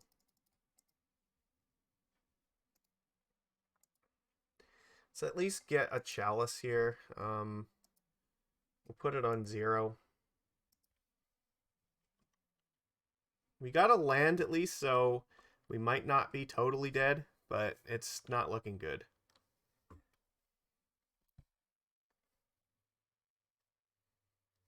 Bridge is not that great, just because we know, I don't know, they do have Borrower, so Petty Theft can always bounce it. So, but you know what? Maybe playing this was not a great idea. I want to. Ideally, I want to wait and do this on their turn until it counters this thing. I can't really do anything about that. They killed off Karn, so it's at least a plus.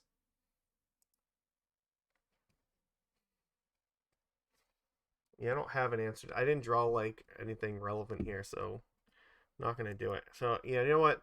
Kind of screwed myself here by playing the Chalice. I just grabbed it instinctively, but I have to actually crack O-Stone to live this turn, which means I'm blowing up my own Chalice, which means it's totally pointless.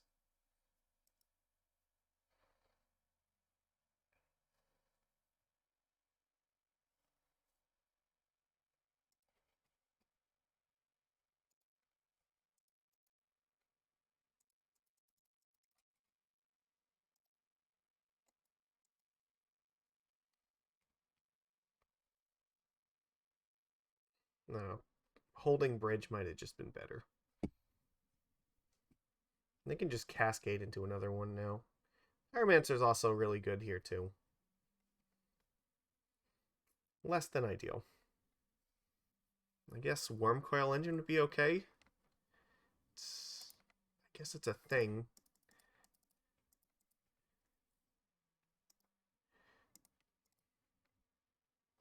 Alright.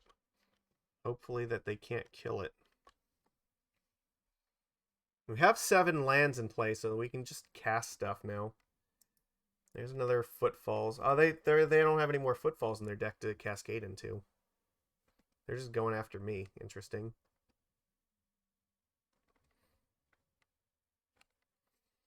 I can't do anything with that.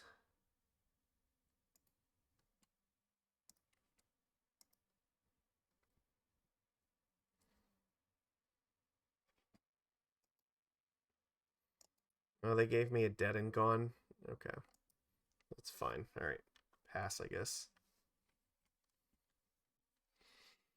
Blast Zone, it's not going to help me in this scenario. I might want to take it up to 3.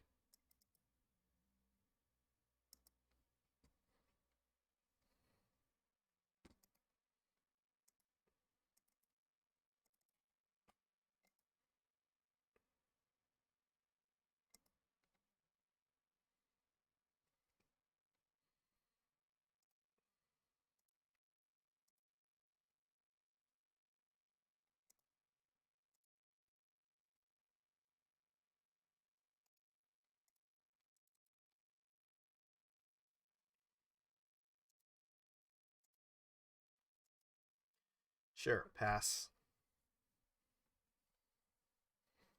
So have a Blast Zone that protects me from Borrower here.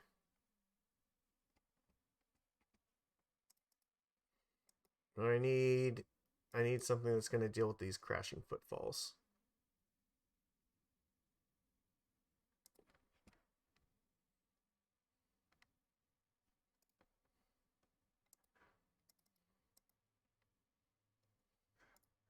Oops.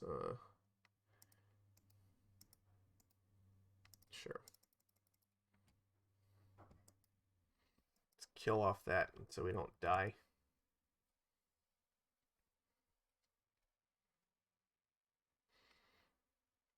That's not exactly what I was hoping for here.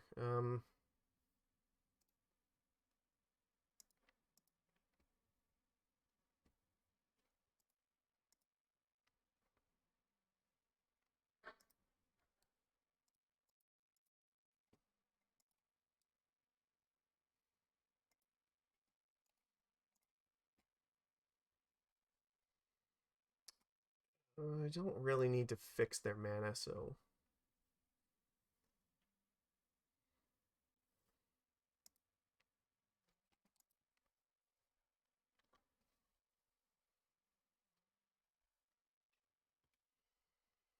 I have one more turn to try to find, like, Ensnaring Bridge. Oh, they just have another Borrower. That didn't matter. Alright, they got it. Terrible, terrible hands, and, yeah, they had what they needed. That was rough. There wasn't really a whole lot we could do. Yeah, like, at any point, like, if any of these cards are problems, like, Borrower, being in petty theft mode, like, they didn't even bother bouncing stuff. They were just casting it because they knew they could, so... Yeah, I don't know. That was just terrible, so... I think, yeah, our match against Titan, I'm not terribly happy about it, but our draws against this deck definitely were bad, and... Maybe with more Chalices, it's probably better, but still probably not great. I don't know. Relic is not in the main deck. It's not helping against that deck, so... Alright, we are on the draw, and what are we up against here? His hand is not fantastic. I think I'm mulliganing this. Alright, this is infinitely better. We will just put Scrying on the bottom. No, actually, we'll put mine on the bottom because, again, there's a possibility I might need to cast this Scrying. So... If like, say, they counter my expedition map, might be up against burn.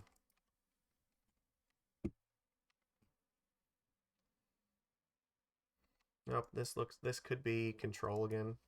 Or not again, but like this could just be a control deck. Prismatic Ending on this thing is an option, but we still have Scrying here, so... Well, you know what? We are just awesome at Magic cards.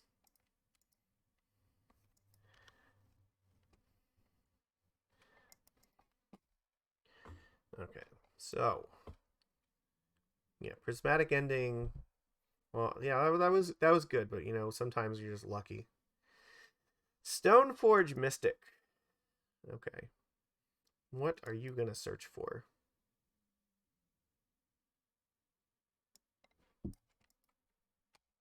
Kaldra Complete. There's Ragavan. Sure.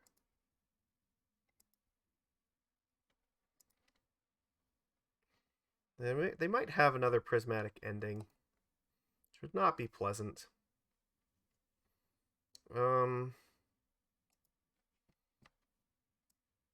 What's the best way to stop them here? Kaldra Complete is definitely coming out, and there's not a whole lot I can do about it. I guess I could just cast Bridge and just hope that they're going to be able to kill the Karn. Like, if I get Bridge, like, they definitely kill Karn. I can't actually cast enough spells for that not to happen.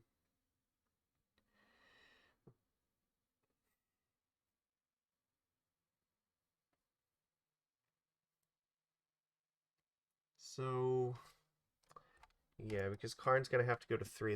They will have the ability to kill it. And that's assuming that, they don't have...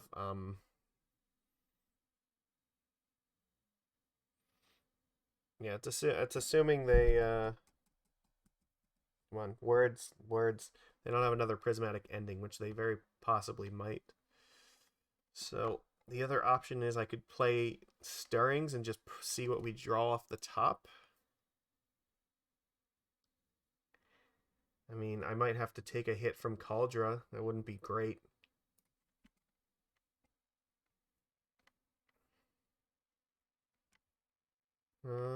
Alright.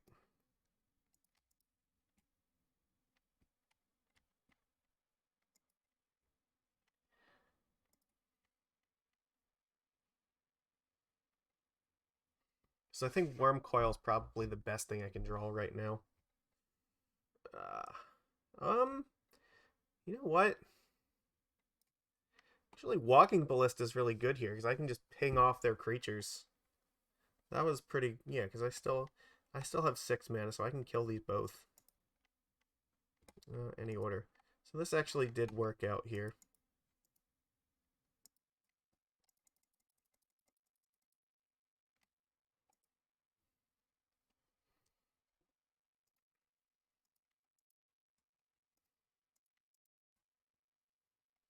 I will wait until their turn to ping Ragavan just in case they want to think about dashing another one.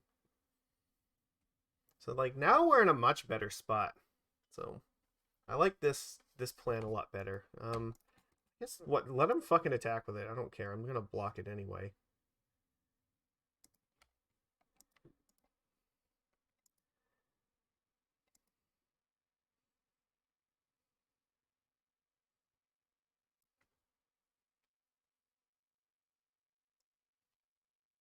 Wall of Omens, okay. It's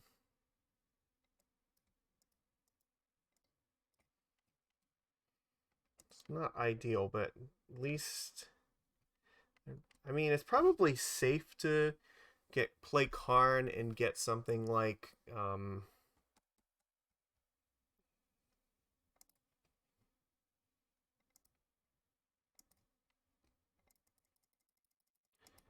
I can get like Wurmcoil Engine.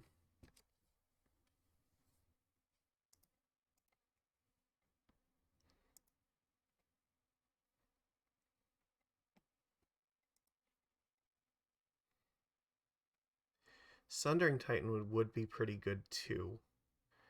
But I can only blow up 2 of their lands.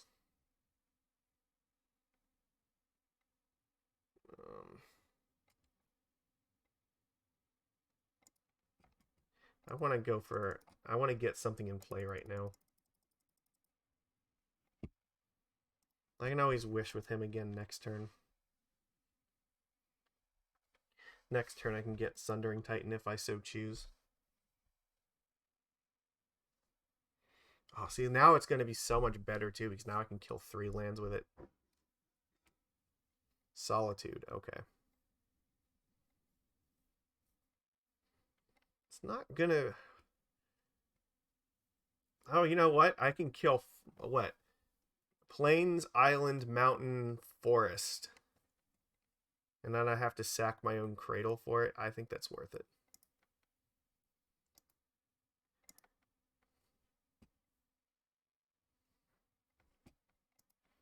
Alright. This is much better.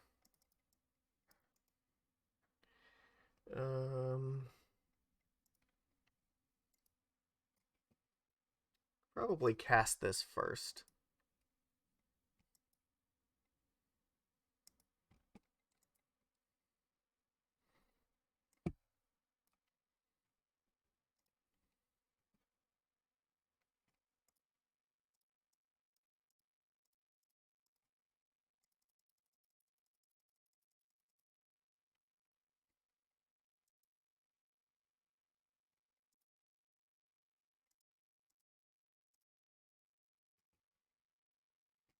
I don't have to choose forest for myself. I choose forest for them. So there we go. Eat shit.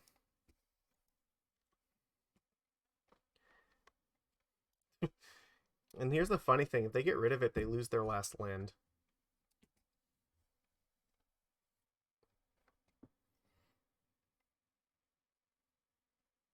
That is hilarious. All right.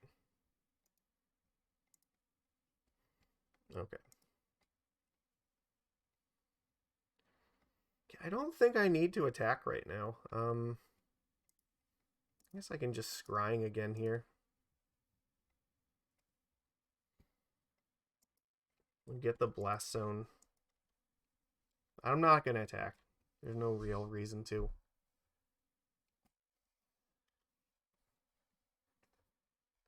This is really good, though. It's like they can't attack me, or they risk, you know...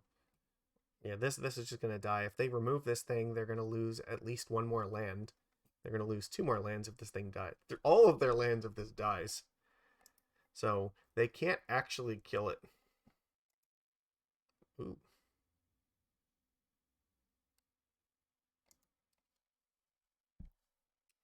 Yeah, please, you better not blink this on the Sundering Titan. That would be a redonkulous mistake to make right now.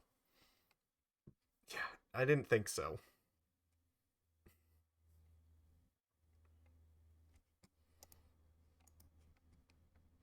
Wurmcoil is pretty cool here. Um, yeah, we don't need Karn anymore. I think here I just want to get Walking Ballista and then trigger Sanctum of Ugin. It has to be for 8, right? So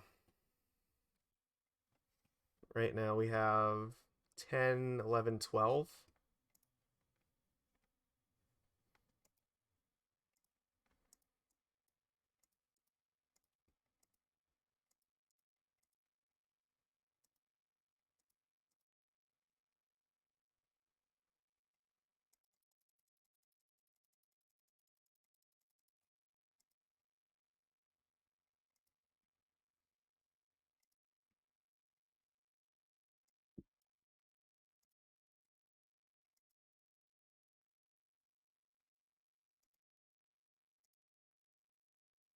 Um, I guess I can just kill off their board. I'm fine with this.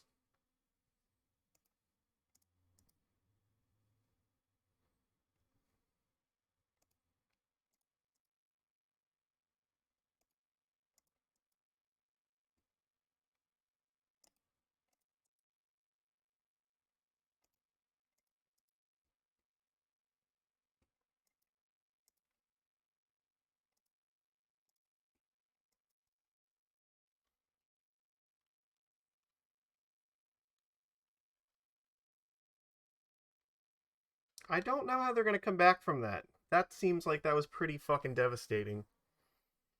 And the cool thing is, I could Ulamog my own Sundering Titan to kill all of their lands.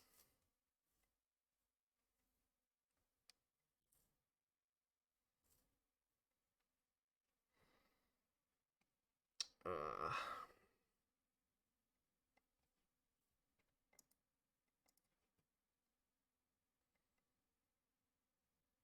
yeah, they know it's over. We ridiculously crushed them that game. Okay, all right. So they're playing like 4-color Saheeli here. They have artifacts or enchantments that I should care about. I don't think so. I don't think the relics or the nature's claims make a huge difference here. So like it doesn't break up their combo at all to play nature's claim. I don't think so. Relic just cycles. I think Relic is just fun. There's no chance that they're playing Blood Moon in this deck, so I don't think I'm worried about that. They have maybe like Pithing Needle or something. I guess that's possible. They could have something like that they bring in, so maybe I'll just trade out the relics for the 2 nature's claims here. That seems reasonable. Just a hedge, I guess. In case they like get the idea to bring in like needles or spreading seas or some nonsense like that. But I don't think it really matters too much. Yeah, this looks good. Um, yeah, I think this is fine. I don't think any of these things are cards I really care to bring in. Like, Thragtusk is not great. I need this here so I can actually search for it. Yeah, again, I need like these cards to search for.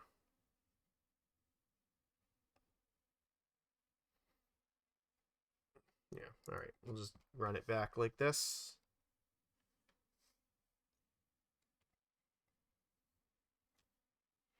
All right. I feel pretty good about this. I don't feel good about this. Again, I think 7 cards. I don't want to keep 1 Tron land. Actually, this is keepable. I think we keep this. I will put Thragtusk on the bottom. I'm totally fine with this. I go Star, turn 2, Stirrings, and hope that that's fine.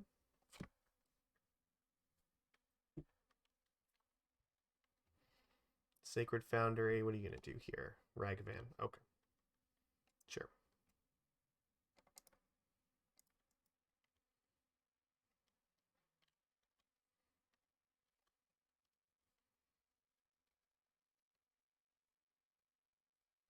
This could be worse. It's not like the best 6-card hand, but it is playable. Depends on how good of a hand they kept. They did keep 7 cards, so who knows? They could have a really good hand. We'll see.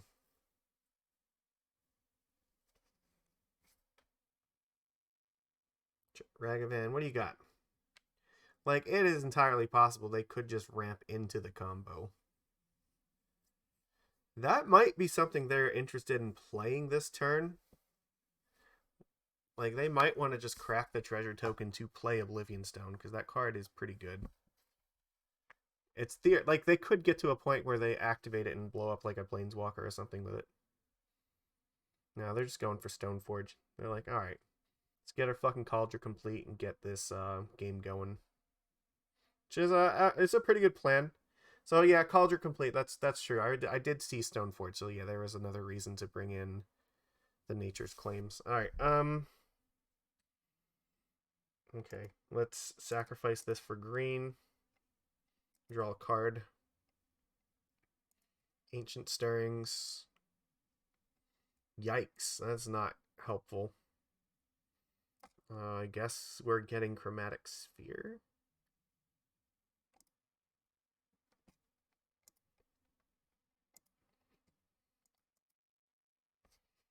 Hope that turn 3 we draw the Tron land. Because if not, we're going to be in for quite a beating. Kaldra is going to beat our ass very fast. This might just be, being on the play just might be important. This thing has haste too, which is just like ridiculous. Yeah, that's fine. And take 7. We gotta do something fast. Karn Liberated. At least they can't cast it. Oh, fuck. Oh, alright. Well, whatever. That doesn't matter that much. That does sort of help.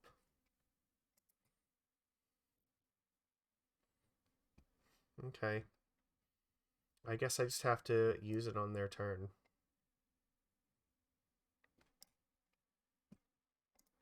You know what? I don't think they're playing like Force or anything like that. Let's do it now. Before they have any sort of shenanigans.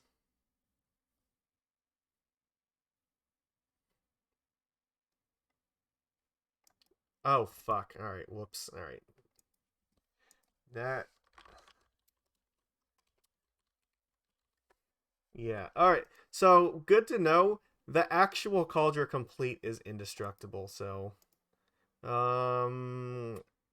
Yeah, we're not outracing that. We can't kill that thing with Nature's Claim. Whoopsies. Alright, yeah, then I don't know if I have, like, a whole lot of value for the last one. Can't really... then we had no way to really destroy that, so... yeah, I guess...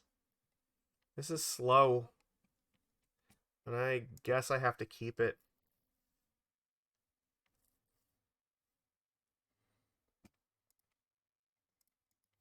Like, if they have Prismatic Ending, it's not the end of the world. I don't really care that much if they ending this thing. So I always have Sylvan Scrying, so...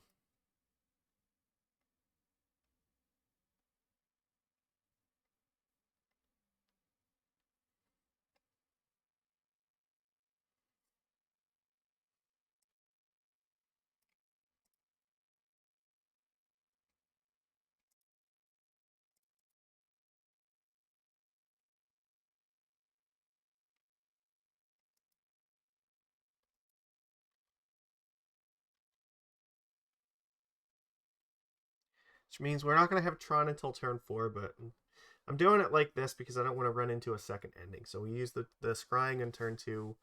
You know, we have the map on turn 3. And then, yeah, turn 4 we can play like Karn or something. I don't know, either Karn.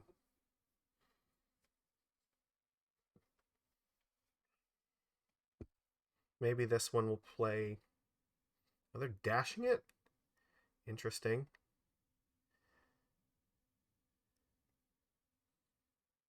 Okay, what are you going to find? Chromatic Star. I mean, I guess it draws you a card if you want. You can trade the treasure token for a card. What's worth more to you, the mana or the card? The card.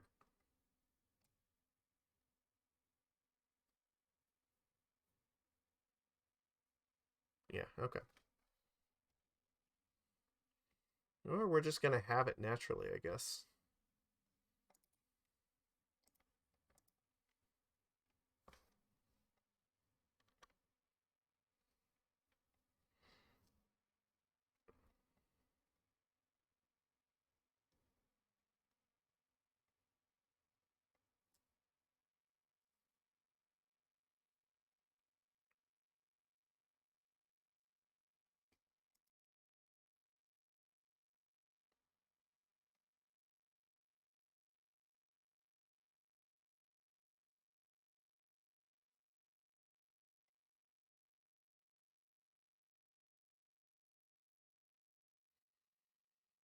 Alright.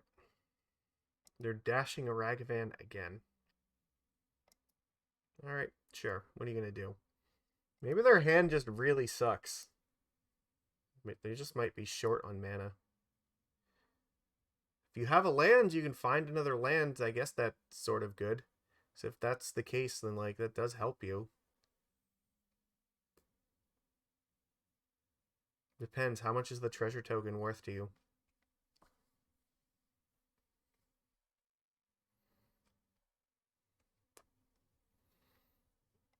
I think here, the end of turn, I might want to... I might go for the Yavimaya. Because that might set up a line with Karn in the future that I can kill off relevant things here. So...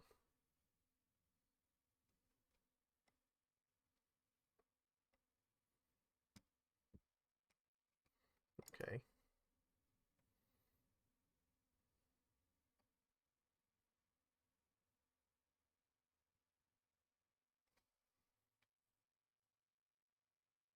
If I get another Tron land, it does open up Ulamog, though.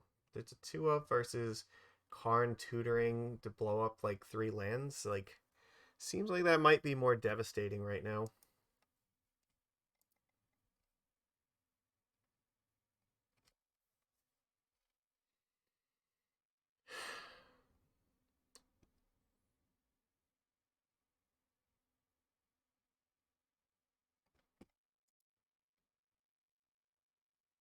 Wait, what the fuck happened? They not cast this thing?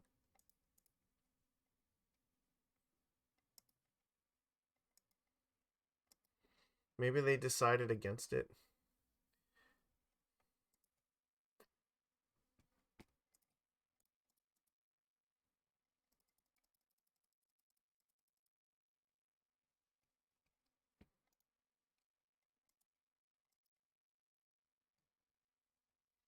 Just screw their mana, I guess. That's my plan. Just screw with their mana until they lose.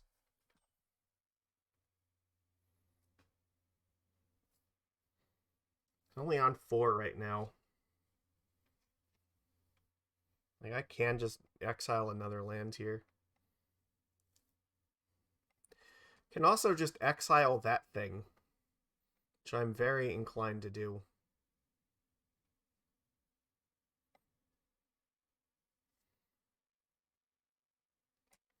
Have options. You have 2 mana here. What are you using it for? Ragavan gonna attack Karn, I guess. What the fuck are you doing? I don't understand. Alright, so right now we have 8. We have potentially 10 mana here. If I get Walking Ballista right now, I can kill off this and this. And then it lets me exile another one of their lands.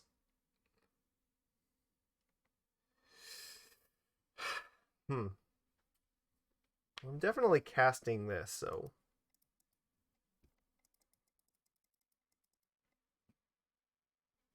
Okay. I think I just use Walking Ballista, right? And just kill off Saheeli and Ragavan.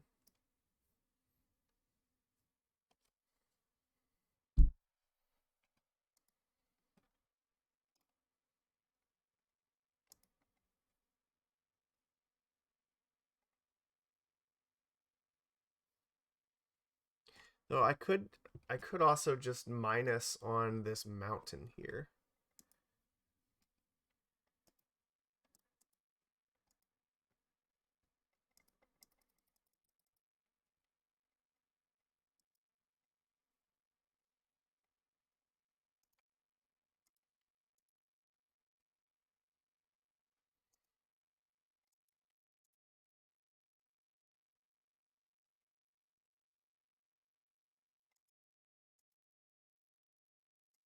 I think I'm just making it very difficult for them to cast more spells right now.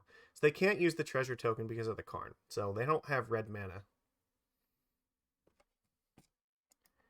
Here, I can just trade with Ragavan. They're attacking Karn. Yeah, I'm definitely blocking this.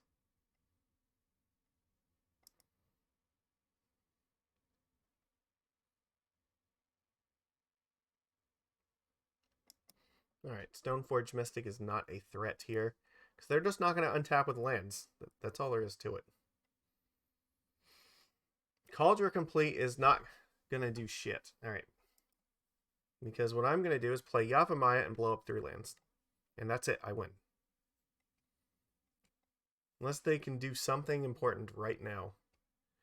That's not going to do it.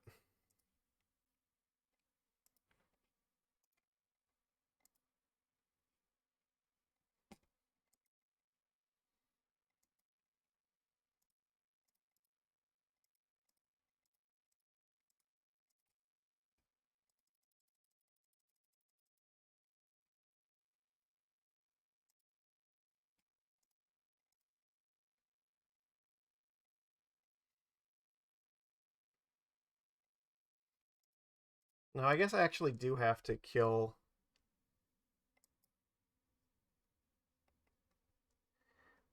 Yeah, I can cheat.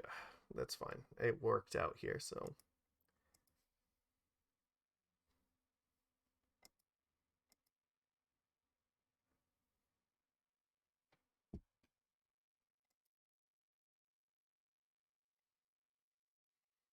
Sure.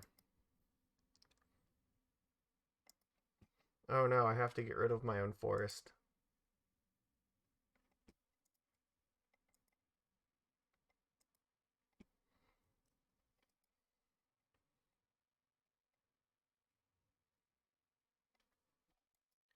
Alright, well, that Solitude was actually good. That, like, does help them get back in the game. So we're probably going to be cycling some Chromatic Spheres here. They have 2 treasures to do something with here. I have 3 draws, it looks like, to find something.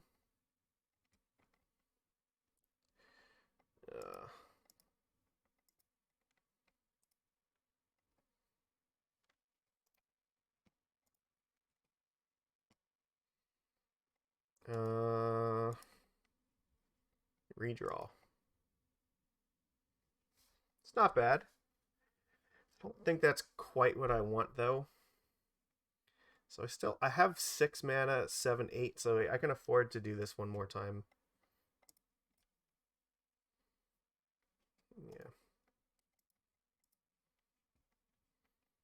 Yeah. It's not really gonna do anything.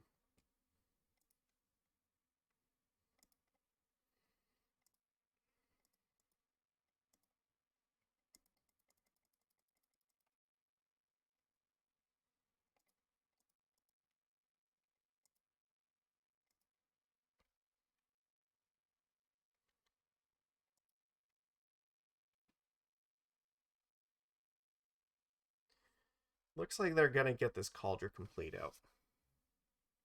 They have another fucking Solitude. Alright.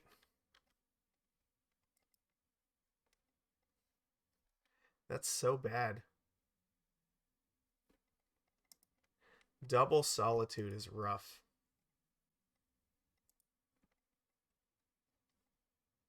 I guess they're just not willing to throw away all their treasure tokens on it just yet.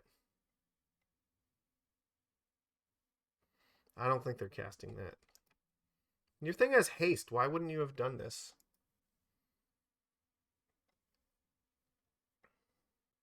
I don't understand.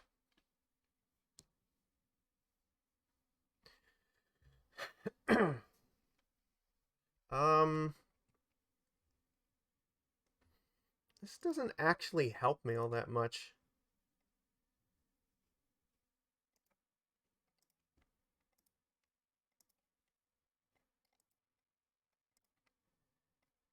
They're still gonna get their Cauldron Complete out.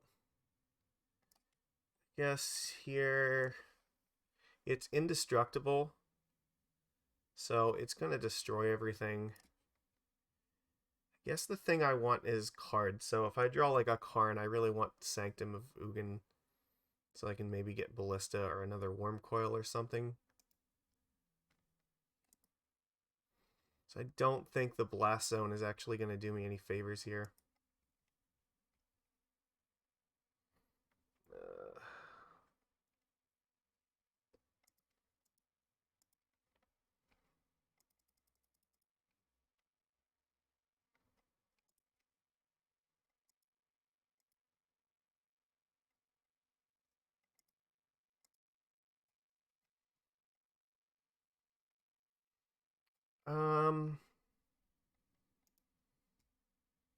I guess I just do this now.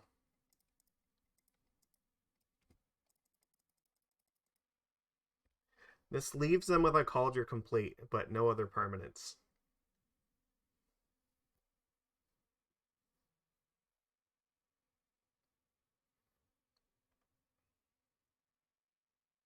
And that's the best I can really do at the moment.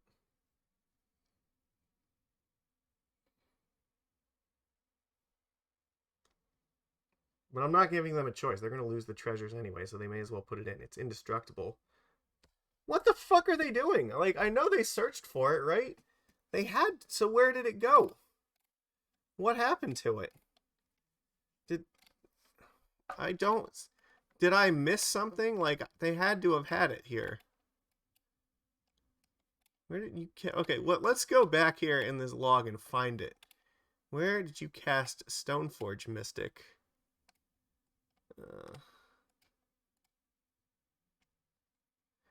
Yeah. Saheeli. Okay. Where did you cast Stoneforge? Here. Picked Cauldron Complete. So I know that card's in your hand. But the thing is, it's indestructible, and so is the Germ Token. So, like, at least you could have put that in play and had potentially a game. I don't get it. You could do that on the upkeep. There's nothing stopping you from doing this. Like, it's indestructible, and the Oblivion Stone only destroys things, so I don't know. I think our opponent punted there. And we already gave them the hint in game 1 because we stupidly tried to destroy it with Nature's Claim, and it doesn't work because it's indestructible. So I don't know, they had every reason to see the line there and just didn't, and just gave up. So I don't know. The Solitudes definitely kept them in the game, though. They gave them a real shot of like actually coming back. Because, like, let's say they put Cauldron Complete out and we just kept drawing lands or something. They could theoretically get there with that. That might just be enough, so I don't know. I guess we won't know now, but Sundering Titan looked fucking fantastic there. I'm very happy to cast that card. So, yeah, that was good. I don't really have anything else to say. That's the only thing I was kind of weirded out by. They had 3 lands in play, but there were 4 basic land types. So, if I pick, like... Alright, so... Can I pick the same land twice? So they only made me sacrifice 3 lands. They had a Sacred Foundry, a Plains, and an Island. And I had Yavimaya out, so the forest was on the board. So I picked like obviously I could pick island and plains. I have to pick like those two, but the Sacred Foundry I have to pick, or yeah, like I have to pick mountain, right? But then I also have to pick forest. Like, did I get to pick the Sacred Foundry as being a plains and a mountain, so then I could pick plains as forest? Is that how that worked? I'm not sure that it's supposed to do that. I thought they had to be unique lands, but I don't know. All right, we are on the play for the last round, so let's get our 3-2 here. It's a incredibly risky hand to keep here. We don't have a way to actually find the third land. On the play, we have 2. 2 is really good. We could just find it, but if this doesn't, I don't know, like, we do have Karn the Great Creator, but I don't know if that's enough. Whatever. If we draw a forest or a spear or something, and we can at least cast Scrying, all right, I'm going to keep it. I'm going to risk it to get the biscuit. We might not get Tron until like turn 4 or 5. That's definitely a realistic option that could happen. So,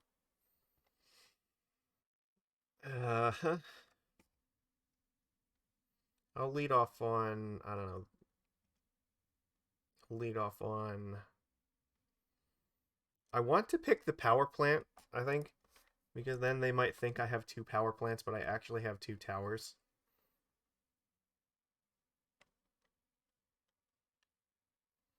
So we'll see what we're up against. Sanctum? The fuck is this? Oh, we're up against Living End. I don't think Living End is a very good matchup for us. So I think against us, they probably want to take Sylvan Scrying or Karn the Great Creator. One of these two. If they take Sylvan Scrying, the chances that we actually get Tron online are much, much reduced. So I think that's a good call. But now, fuck, we're super good at magical cards. So next turn, what's going to happen is we're going to play Karn the Great Creator and just get like Chalice of the Void, or I think. Oh, they had another grief? Are you fucking kidding me? Life must be good. Alright, well, then I'm gonna play Karn Liberated and go after their fucking lands. That's what's gonna happen. So I don't think I have a Tormod's Crypt in the sideboard, so I do have options with this Karn. Like, they have to take one of the 2 Karns, and like, I think they have to take Karn Liberated because it's going to exile 2 of their lands and keep them very far away from doing stuff.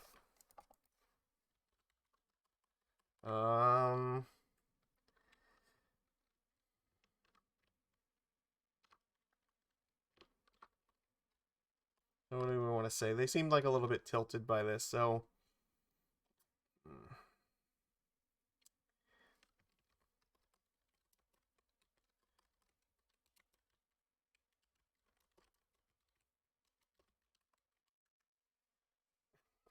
they took Liberated, which I think is correct. They just kind of have to. Okay. So we want to play Creator here, but we have to actually figure out what we're doing with it.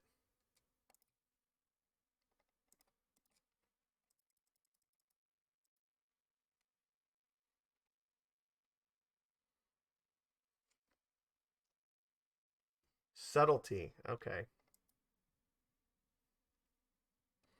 Well, then we might be going for Ensnaring Bridge. Well, the other, yeah, I think we want this on top because like, what are they gonna do? They're gonna grief me again, and then I'm just gonna play like Ensnaring Bridge and hope that's enough.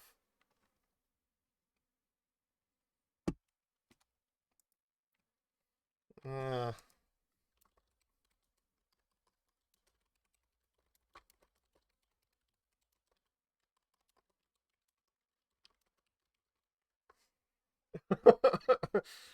yeah, they have fucking double grief plus subtlety and turn 3 the combo. Yeah, no, I don't want to hear your bitching.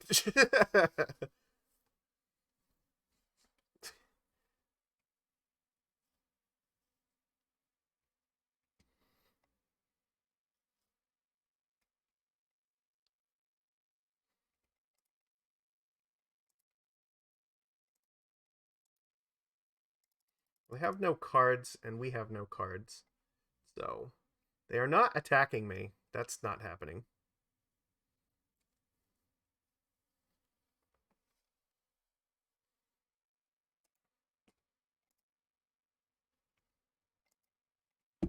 I have to get Ensnaring Bridge here. Like, I guess I could go for O-Stone, but I don't really need it right now. I think I want Bridge. And then I can worry about this next turn. And we just hope that we get to live long enough to do something meaningful. All right.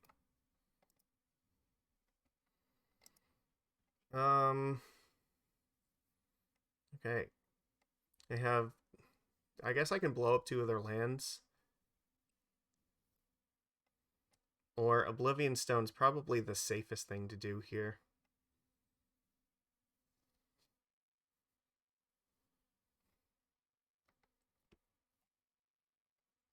I'm just trying to think, like, Petty Theft is definitely an option that could happen.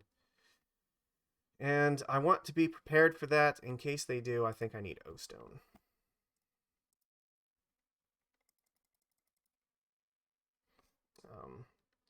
Yeah, we just pass here.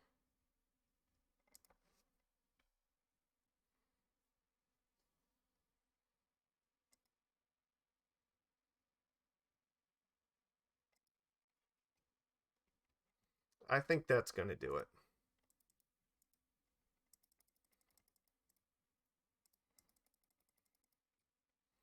Yeah, that's the concession. It has to be. Force of Ignition. Okay, no, that's fine. They found force. Cool. I choose no targets.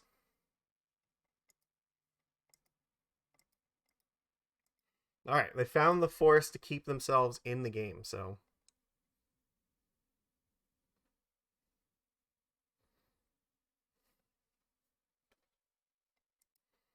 this isn't really helping you.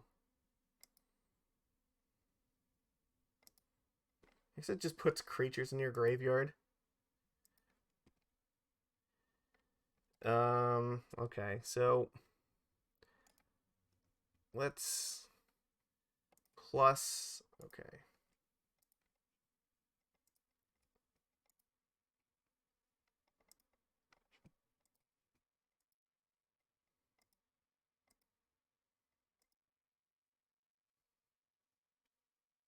All right, concedes.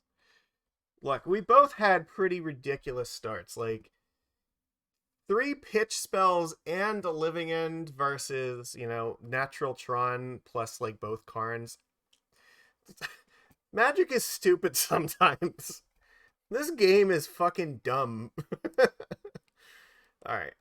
Well, we have to leave the Crypt here for the Karn to get, because that's the only thing we have in 4 mana. The relics are absolutely necessary for this.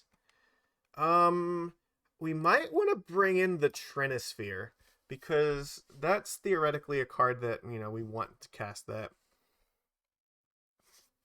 It will make it hard for them to cascade into Living End. And I don't know if I'm going to waste time using Karn to get it. It's something that if I have it on turn 3, I want to play it in turn 3, so I think it's worth bringing this in. Thragtusk is not the worst, actually, because when it does make a body, like when it leaves and dies. Walking Ballista is like fine. Wurmcoil Engine's great. What's not fine? Is there anything that's like not actually that good? I don't think so. I think everything's like pretty fine for the most part. I'm gonna take out Sylvan Scrying, I guess. Well, just 1. So, all right, that was pretty dumb game 1. So let's see if we can just get there in game 3 or game 2. I mean, we're on the draw, so like, who the fuck knows? Maybe if we start with like Natural Tron plus Relic, that will be good enough. They might just like grief the Relic right away. Them being on the play gives them a lot of options. You know what? I regret not bringing in Chalice. I think Chalice would have been actually a good choice too, because I can play that on 0, and it's again something I probably don't want to wish for with Karn. I think I have to keep this. All right. All right. Okay.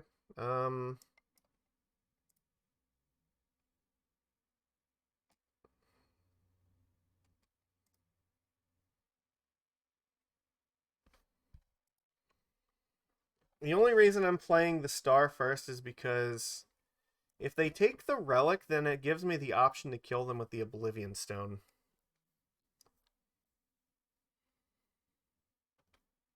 And if they don't, I'll play the Relic next turn probably. But if they like grief me here, then I have at least the line of going for Sylvan Scrying to turn 3 Tron, so like this isn't the worst. I'm not particularly concerned by them doing this. Like they have to take the Relic. They don't have a choice, so this still leaves me the option to turn 3, you know, play like Oblivion Stone, or if I draw a Karn, I can still play that too. Like I have choices.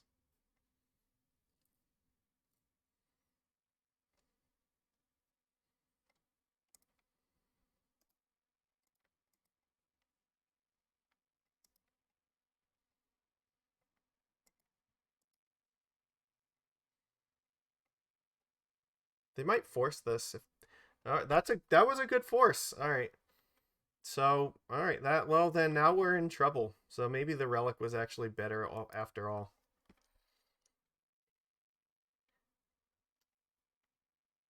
Well, they don't seem to have it, so that's good. They're not going to be playing Spell Pierce, so I can safely do this. Do I need Blast Zone, or I think I just want Tower here.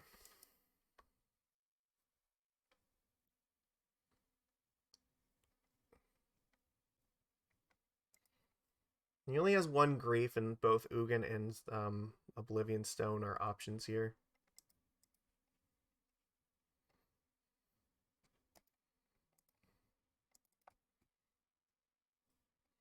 So we get Power Plant.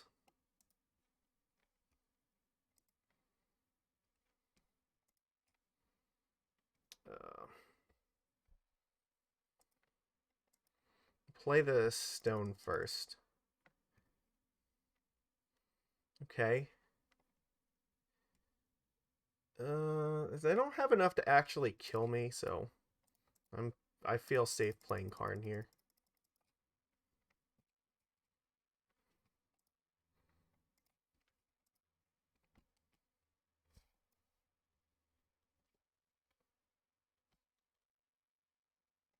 Okay, well, that's fine, because if that's all they've got, then they're in shit.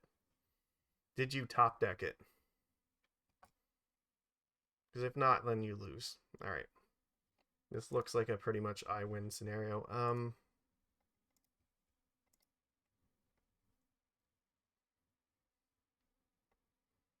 Okay.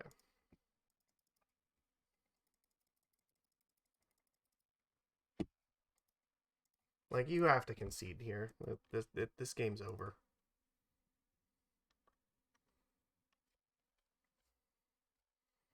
Even if you found it at this point, it wouldn't actually matter.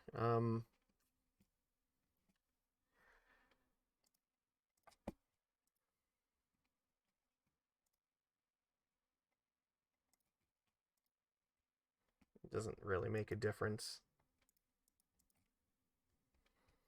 But sure.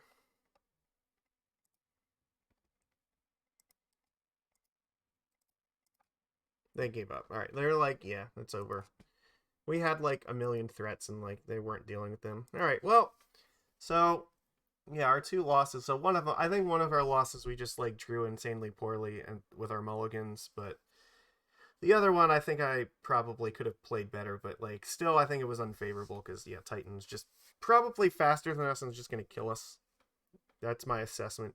They have like the difference is like we're both big mana decks looking to cast big mana spells that just win the game, but they can win the game just by playing lands where we pretty much need to like attack.